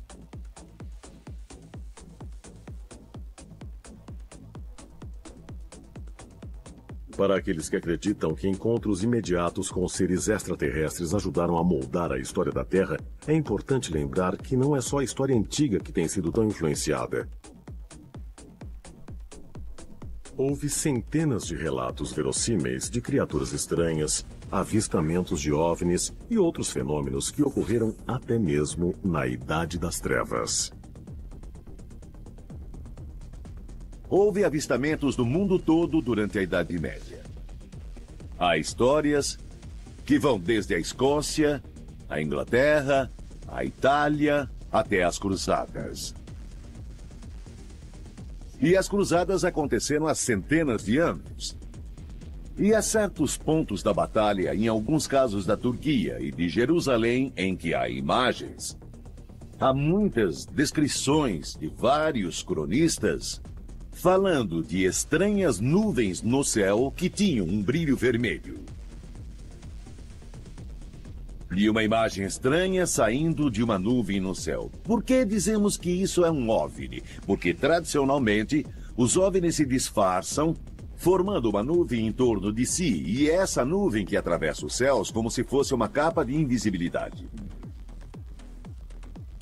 Em uma obra histórica do século XIII chamado Ode Imperalia, Gervase de Tilbury fala de uma aeronave que sobrevoou Bristol, na Inglaterra, e pousou na torre da igreja.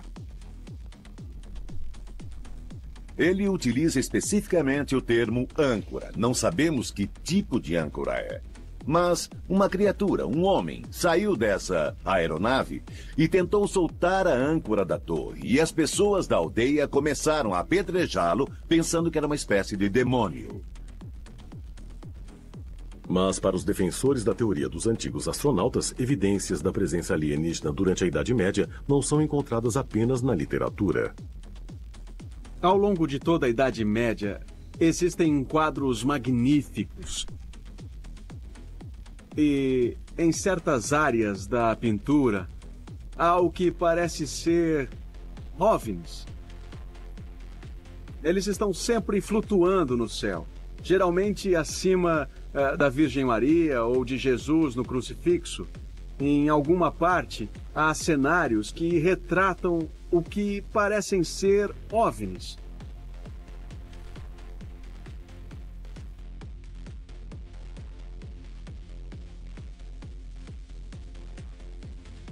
Em uma pintura muito interessante, Jesus está sentado nas nuvens ao lado de, entre aspas, Deus. E eles seguram antenas do que parece ser um satélite. Os teólogos dizem que aqui é retratada apenas a Terra. Mas por que a Terra teria duas antenas?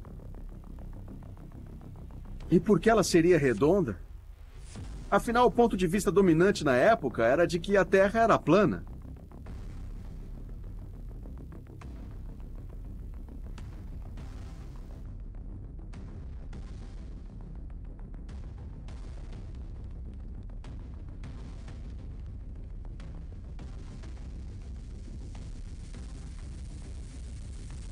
Essa é uma imagem da crucificação datada por volta de 1350 de Kosovo. Aqui vemos supostos veículos com pessoas pilotando-os enquanto observavam a crucificação. Seria uma tentativa por parte do artista de transmitir uma tradição? É claro que ele não estava lá. Pode ser uma tradição? Pode ser o reflexo de um folclore? Possivelmente.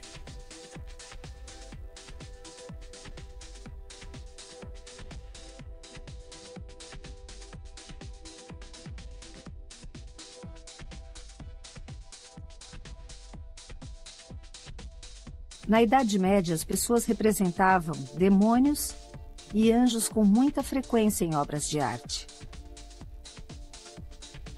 Eles não retratavam o que hoje consideramos alienígenas, especificamente. Mas os anjos são criaturas celestiais que vêm de fora da nossa esfera, não são? Os artistas medievais incluíram criaturas estranhas e espaçonaves em suas pinturas porque era o que viam na vida real. Ou estavam tentando comunicar a crença de que os eventos milagrosos do Novo Testamento possuíam origens de outro mundo. A pintura mais famosa em que consigo pensar retrata um OVNI com um feixe de laser e foi feita por Crivelli em 1486. A Anunciação de Maria.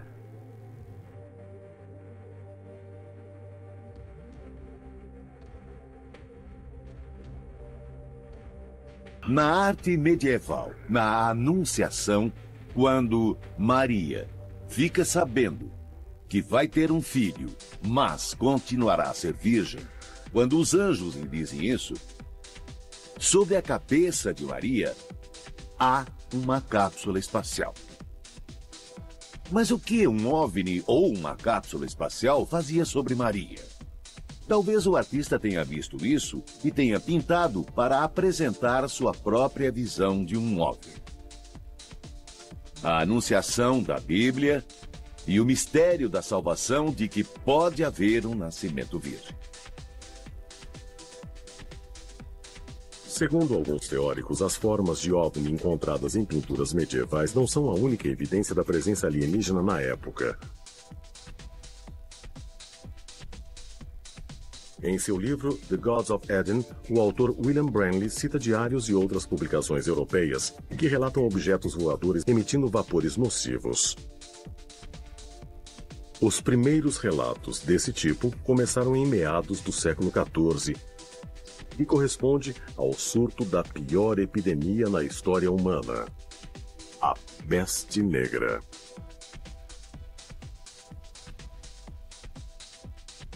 A peste negra no século XIV, muitos disseram que foi causada por um vírus de roedor picado por pulgas, e essa doença dizimou mais de 75 milhões de pessoas no planeta na época.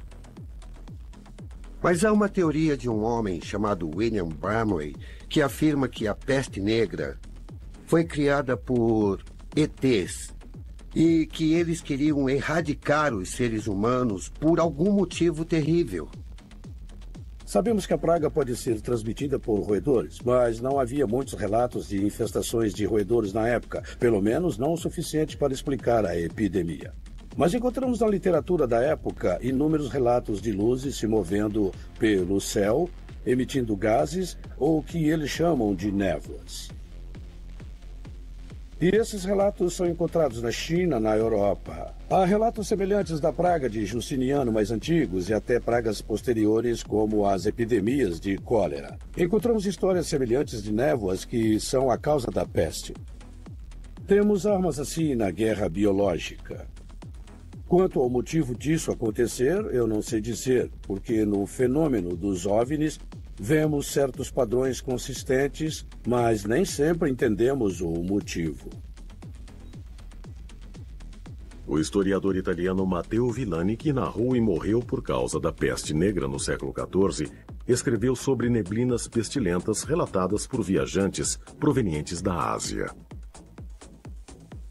Ele até escreveu que as pessoas estavam convencidas de que podiam ver a praga avançando pelas ruas. Mas o que alguns teóricos acreditam ser a evidência mais forte do envolvimento alienígena são os inúmeros relatos de misteriosas criaturas encapuzadas que apareciam na periferia das aldeias pouco antes da praga surgir. Registros da época as descrevem como tendo faces terríveis e agitando longos objetos em forma de foice que dispensavam vapores nocivos. Essa é a imagem que hoje conhecemos como o Anjo da Morte.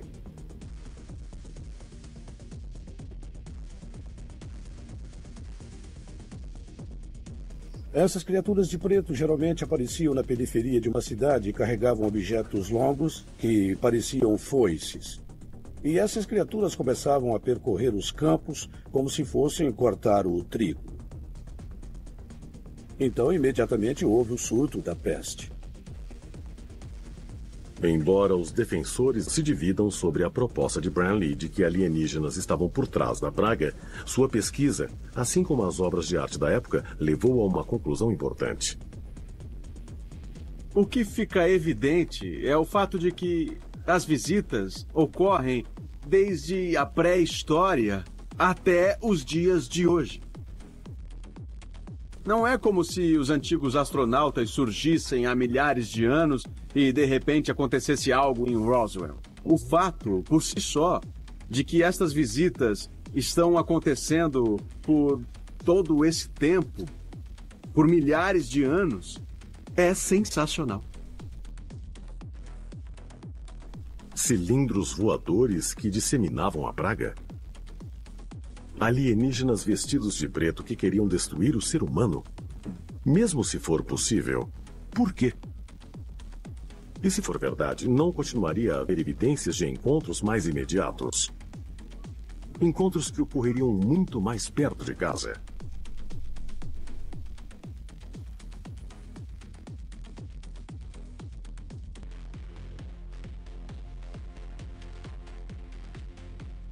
Quando Colombo e seus homens pisaram no que para os europeus era o Novo Mundo, os povos indígenas nunca haviam encontrado ninguém como eles. A pele era pálida. Eles usavam roupas estranhas feitas de materiais brilhantes. Chegavam em navios enormes e tinham armas poderosas. Para os nativos, os visitantes estrangeiros eram alienígenas de um mundo distante. Seres poderosos que podiam muito bem ter sido enviados do céu. Colombo escreveu em seu diário que os habitantes saíram ansiosos para ver os navios e perguntaram se eles tinham vindo do céu. E apesar de Colombo e seus homens dizerem não, nós não viemos do céu, os índios continuavam dizendo uns para os outros: venham para a praia ver as pessoas que vieram do céu.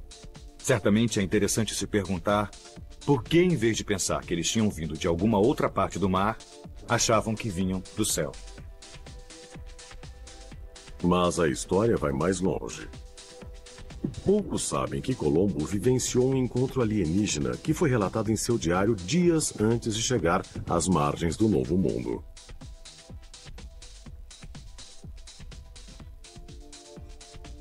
Por volta das 22 horas de 11 de outubro de 1492, o explorador estava no convés do Santa Maria quando viu um lampejo de luz a uma grande distância.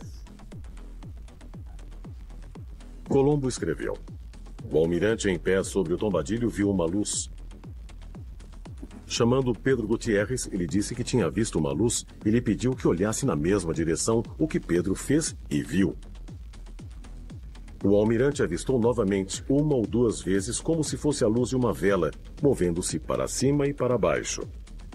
Chamando outro membro da tripulação, os dois observaram a luz desaparecer e reaparecer várias vezes.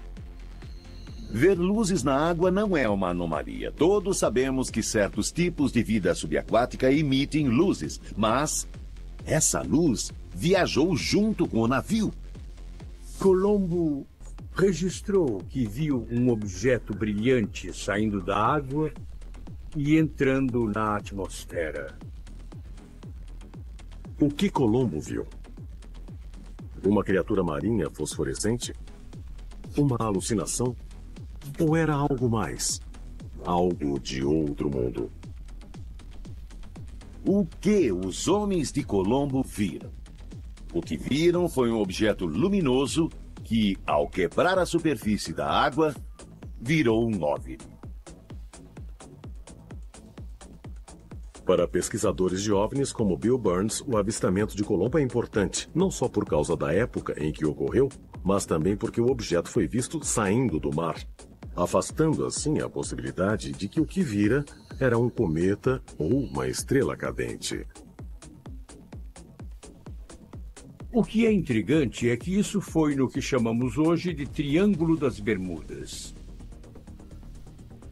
O Triângulo das Bermudas, especificamente próximo de Bimini, nas Bahamas, pode de fato ser, e vou me arriscar aqui, ser uma sede na colônia submersa.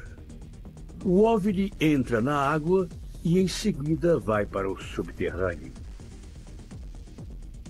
Que posição melhor para monitorar a América do Sul, a América Central e o Egito do que o Caribe? Muitos acreditam que é possível que os OVNIs tenham estabelecido bases no fundo do mar.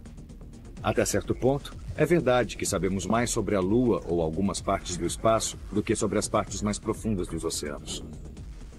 Este evento é extremamente importante porque é o primeiro evento registrado no mundo que ilustra a aparência de um OVNI como um objeto saindo da água.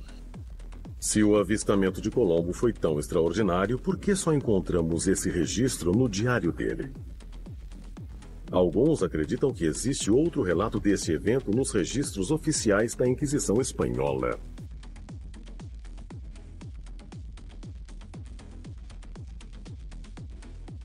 O ufólogo Maximilien de Lafayette alega que Pedro Gutierrez, que viajou com Colombo, o denunciou à Inquisição, após ouvir Colombo descrever luzes no céu que se assemelhavam ao menorá judaico. Quando eles voltaram para a Espanha, Gutierrez procurou a terrível Inquisição, que era uma organização católica criada pelo Vaticano para perseguir e matar os infiéis. Os infiéis eram os judeus, muçulmanos e cristãos que não eram católicos. A Inquisição o chamou para uma explicação, uma audiência. Você disse que viu um menorá. Por que você disse isso? Então, você é um judeu. O Colombo disse, eu não sou judeu. No depoimento, que é longo, encontramos mais detalhes, detalhes meticulosos do que Colombo viu acima da água.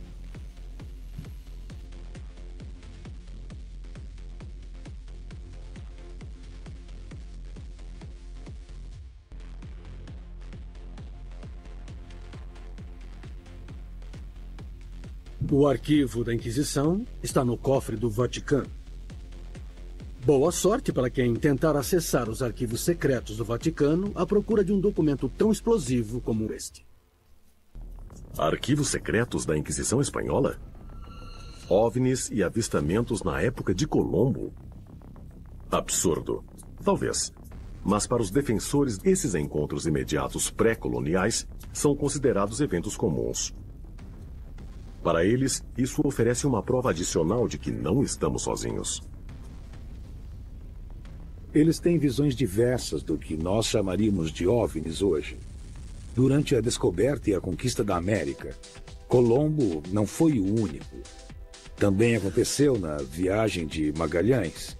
Fernando Magalhães, o descobridor do Estreito, que circunnavegou o mundo depois de Colombo, também avistou.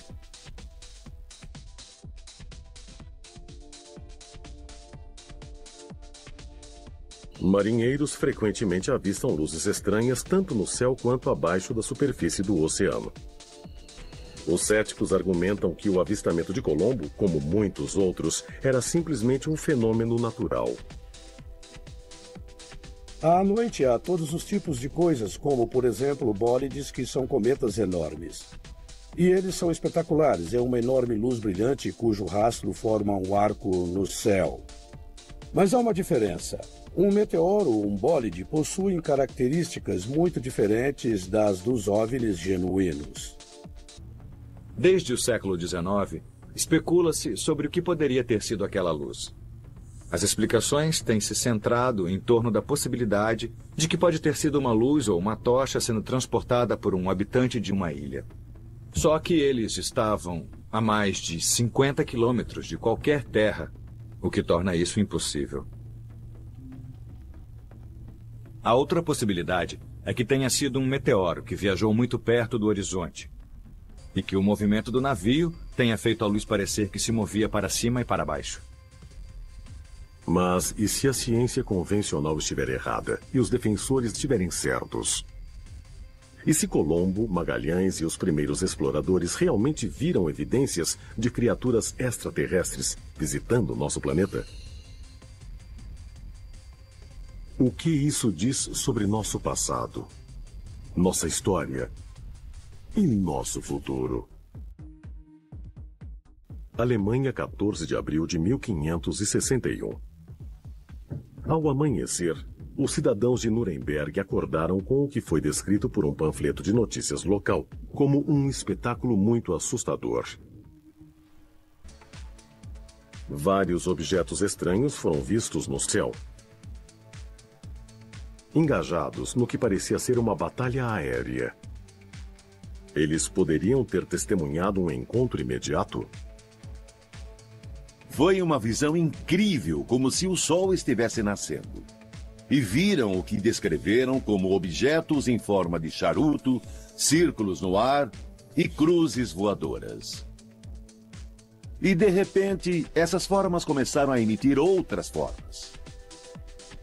As esferas e discos foram vistos por um longo tempo, enquanto aparentemente lutavam em uma batalha sobre a cidade. Na verdade, a batalha foi tão evidente que o povo de Nuremberg conseguia distinguir que lado estava vencendo. Alguns objetos eram vistos caindo no chão e desaparecendo numa nuvem de fumaça ou vapor. Outros objetos foram vistos voando e desaparecendo na direção do sol. Esse evento foi registrado em uma grande folha. E essa folha, no século XVI, era literalmente um jornal. E essa folha existe hoje em Zurique, na Suíça. A Biblioteca Central de Zurique, até hoje, mantém uma cópia não só da gravura que mostra o famoso avistamento de 1561 sobre Nuremberg, mas também uma xilogravura de 1566, mostrando um avistamento muito semelhante naquele ano em Basileia, na Suíça. O que é fascinante é que é um evento muito semelhante. As pessoas viram vários círculos no ar. Na verdade, uma proliferação de círculos. Não necessariamente interpretaram isso como uma batalha no ar, mas sim como uma espécie de sinal celeste. Os panfletos que foram distribuídos em Nuremberg e em Basileia 5 anos mais tarde aconselhavam as pessoas a se arrependerem de seus pecados e interpretavam esses eventos extraordinários como sinais divinos. Nos tempos antigos, tudo que era paranormal, extra, hífen, ordinário, pertencia ao reino da divindade, dos deuses. Deus está fazendo isso, Deus está nos castigando, Deus está nos abençoando. Arrependam-se, vão para a igreja. É interessante ler a descrição de Nuremberg, porque foi escrita com a iconografia religiosa em mente. Fala-se de cruzes vistas no céu no dia anterior, durante o avistamento. Agora, o que podemos pensar como uma fuselagem com asas pode ter aparecido como uma cruz para pessoas que viam o simbolismo religioso constantemente na vida cotidiana. É difícil imaginar como seria a aparência dessas coisas hoje em dia, mas é possível que se aparecessem no céu hoje as descrevêssemos de forma bem diferente. O povo de Nuremberg pode realmente ter testemunhado uma batalha entre facções alienígenas.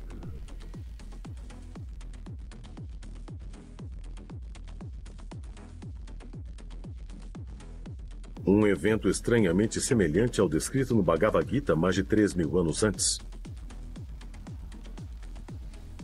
E se não, o que mais poderia explicar os relatos vividos de globos luminosos e cruzes vermelhas aparecendo no céu?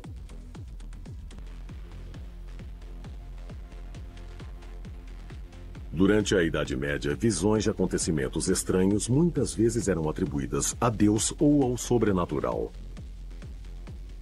Mas no movimento conhecido como o período moderno do século XVII, as pessoas começaram a recorrer cada vez mais à ciência e às estrelas, atrás de respostas.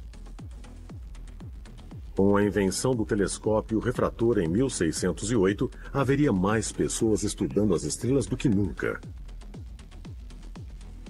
Ironicamente, o primeiro relato de uma testemunha de OVNI através deste novo dispositivo veio do ministro puritano mais conhecido da América colonial, Cotton Mather. Houve um avistamento incrível pelo famoso pregador Cotton Mather, da Nova Inglaterra. Cotton Mather disse que estava olhando a Lua através de um telescópio e ele viu uma luz voando sobre a superfície da Lua. Ora, e como isso foi registrado por ninguém menos que a NASA? E as pessoas podem encontrar um relatório da NASA sobre anomalias lunares de mais de 500 anos. E ler sobre o avistamento de Cotton Mather de um OVNI sobre a superfície da Lua.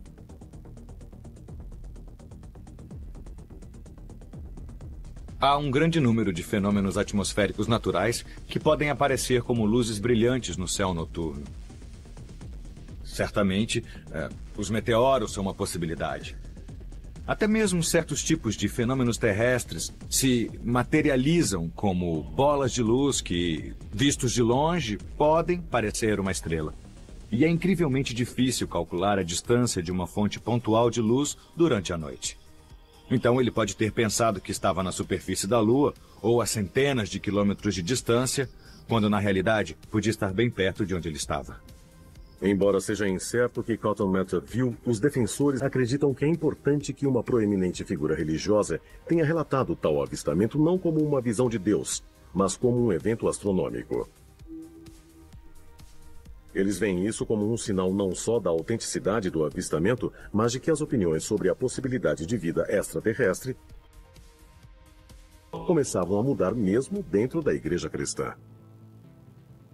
Cotton Mather era conhecido como um pregador apocalíptico, mas há uma parte racional dele também. Porque era o começo da Revolução Industrial. E nesse contexto, as pessoas recorriam à ciência, pensavam em máquinas e ponderavam que podia haver algo no espaço. Embora os avistamentos como o de Cotton Mather fossem raros no século XVIII, o crescente interesse em astronomia desencadeou um novo debate sobre uma teoria secular chamada a pluralidade dos mundos. A ideia de que poderia existir vida em outros lugares do universo. No final do século XVIII, a maioria das pessoas, pelo menos das pessoas educadas, estava convencida de que por todo o sistema solar havia vida inteligente, em Júpiter, Marte, Saturno. Todos eles tinham extraterrestres. Possivelmente, a Lua teria seres inteligentes. Uma vez eu fiz um registro dos principais intelectuais do século XVIII e mais da metade deles falava sobre vida extraterrestre em suas publicações.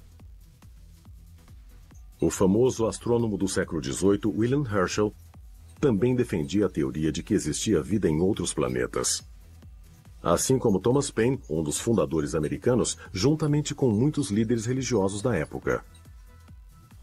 Pregadores falavam sobre extraterrestres como uma prova da bondade de Deus.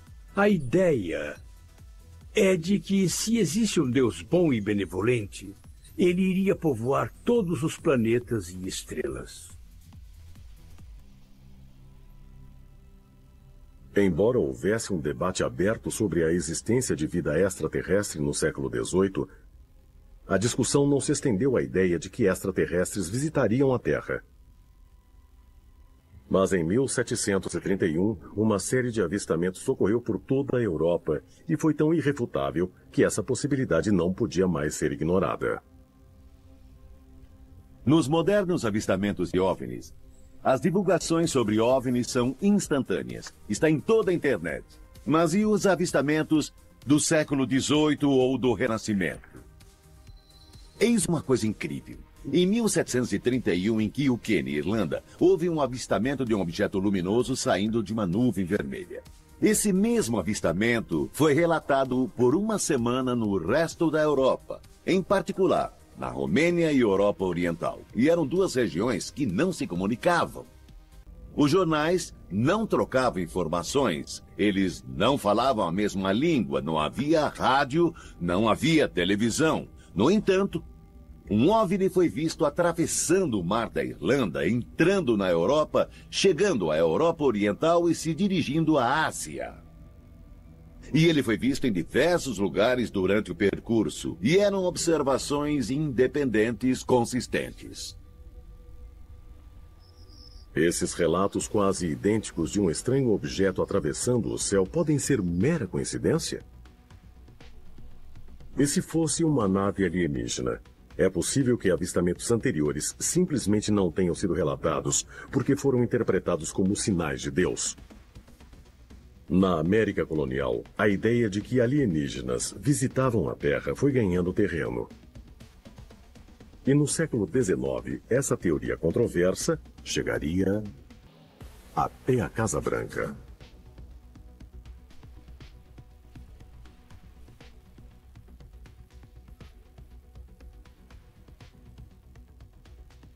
Os Estados Unidos declararam oficialmente sua independência da Grã-Bretanha em 1776.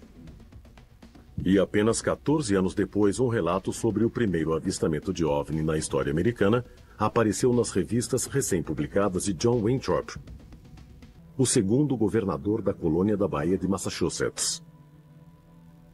Seus diários, que agora são conhecidos como a História da Nova Inglaterra, de 1630 a 1649, ainda são considerados o registro proeminente desse período na história americana. Quando os diários foram finalmente publicados em 1790, mais de 140 anos após a morte de Winthrop, continham um relato alarmante de um possível encontro imediato sobre o rio Muddy, em Boston.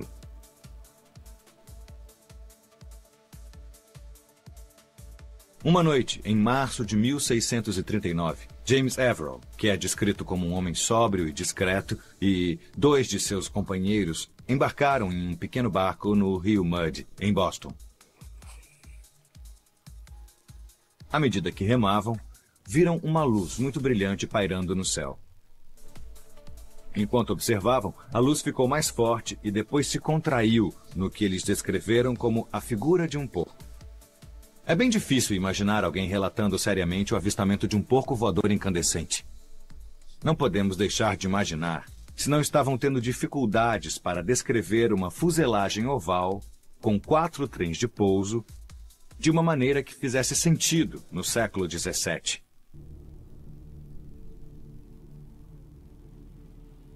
Winthrop afirmou que o objeto passara rápido como uma flecha, movendo-se para frente e para trás, assim como para cima e para baixo por 3 horas. E quando ela finalmente desapareceu, os 3 passageiros no barco, que ficaram à deriva o tempo todo, ficaram surpresos ao se ver voltar ao ponto onde começaram a viagem. O que o Winthrop descreve em seu diário é certamente difícil de explicar. Sem dúvida, é difícil imaginar que por 2 ou 3 horas, os 3 homens no barco ficaram observando uma luz brilhante se movendo no céu de Boston. E parece quase inconcebível que o barco tenha sido levado de volta contra a corrente sem que eles percebessem. Esse tipo de fenômeno estranho e inexplicável agora está associado com o que chamamos de abdução alienígena. Nos casos de abdução, as pessoas dizem que tudo ao seu redor começou a ficar bem mais lento. E elas associam essa desaceleração a esse evento. E é o que chamamos de síndrome de abdução humana. Este evento no Rio Muddy pode não ser somente o primeiro avistamento norte-americano, mas também o primeiro relato de uma abdução alienígena. Aqueles que acreditam que o relato dos diários de Winthrop foi mesmo um encontro imediato alienígena indicam a última linha de seu registro, que afirma que outras pessoas viram a mesma luz. Quando a história de Winthrop foi publicada em 1790, o debate sobre a possibilidade de vida extraterrestre estava mais aquecido do que nunca. Na verdade, a confirmação da existência de vida em outros planetas tornou-se tão controversa que um dos fundadores dos Estados Unidos, Thomas Paine, foi oficialmente exilado para a Europa. Thomas Paine entrou no debate sobre a vida extraterrestre de uma forma muito dramática. Era um inglês, mas um famoso patriota americano. Em 1793, Thomas Paine publicou um livro chamado The Age of Reason. E nesse livro, ele faz um dos ataques mais fortes já feitos sobre o cristianismo. Ele diz que quem conhece a astronomia moderna precisa acreditar em extraterrestres. A ideia de que Deus criou o universo inteiro indo de planeta em planeta, resgatando as pessoas, é simplesmente impossível de acreditar. Isso causou comoção e milhares de cópias do livro foram vendidas. Em dezembro de 1793, Thomas Paine foi preso na França porque apoiava um partido político que não estava mais no poder. Quando o embaixador norte-americano se recusou a defendê-lo, Paine acreditou que George Washington o havia abandonado por causa de seus relatos que defendiam a vida extraterrestre e refutavam o cristianismo tradicional. Em 1802, ele foi convidado a voltar para os Estados Unidos pelo terceiro presidente, Thomas Jefferson. Jefferson era um intelectual e era considerado um gênio por muitos em seu tempo por sua habilidade como estadista e sua aptidão científica. Alguns acreditam que ele também era um defensor, junto com seus contemporâneos Ben Franklin e John Adams, no conceito da pluralidade de mundos.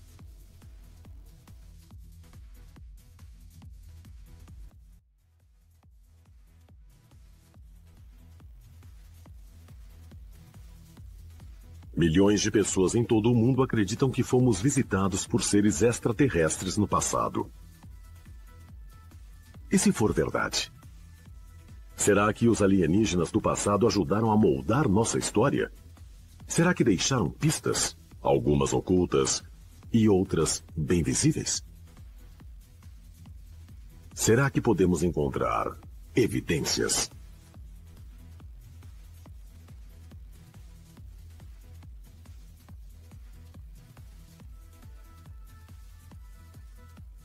E chegamos ao fim de mais um Alienígenas, desvendando os maiores segredos do planeta Terra.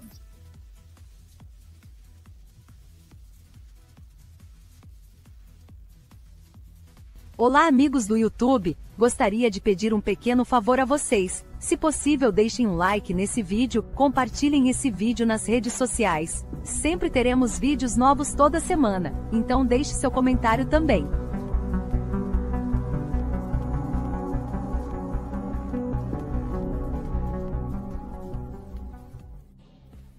Olá a todos! Se vocês gostam do meu conteúdo, não se esqueçam de conferir minha playlist e podcast com meus vídeos longos. Assistam e obrigado pelo apoio!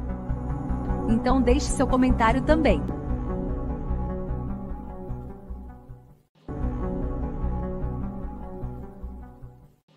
Eu só queria aproveitar um momento para expressar minha gratidão a todos vocês que reservaram um tempo para assistir meu último vídeo. Seu apoio significa um mundo para mim. Se você gostou do vídeo e o achou valioso, poderia pedir que considere compartilhá-lo com seus amigos e familiares no WhatsApp?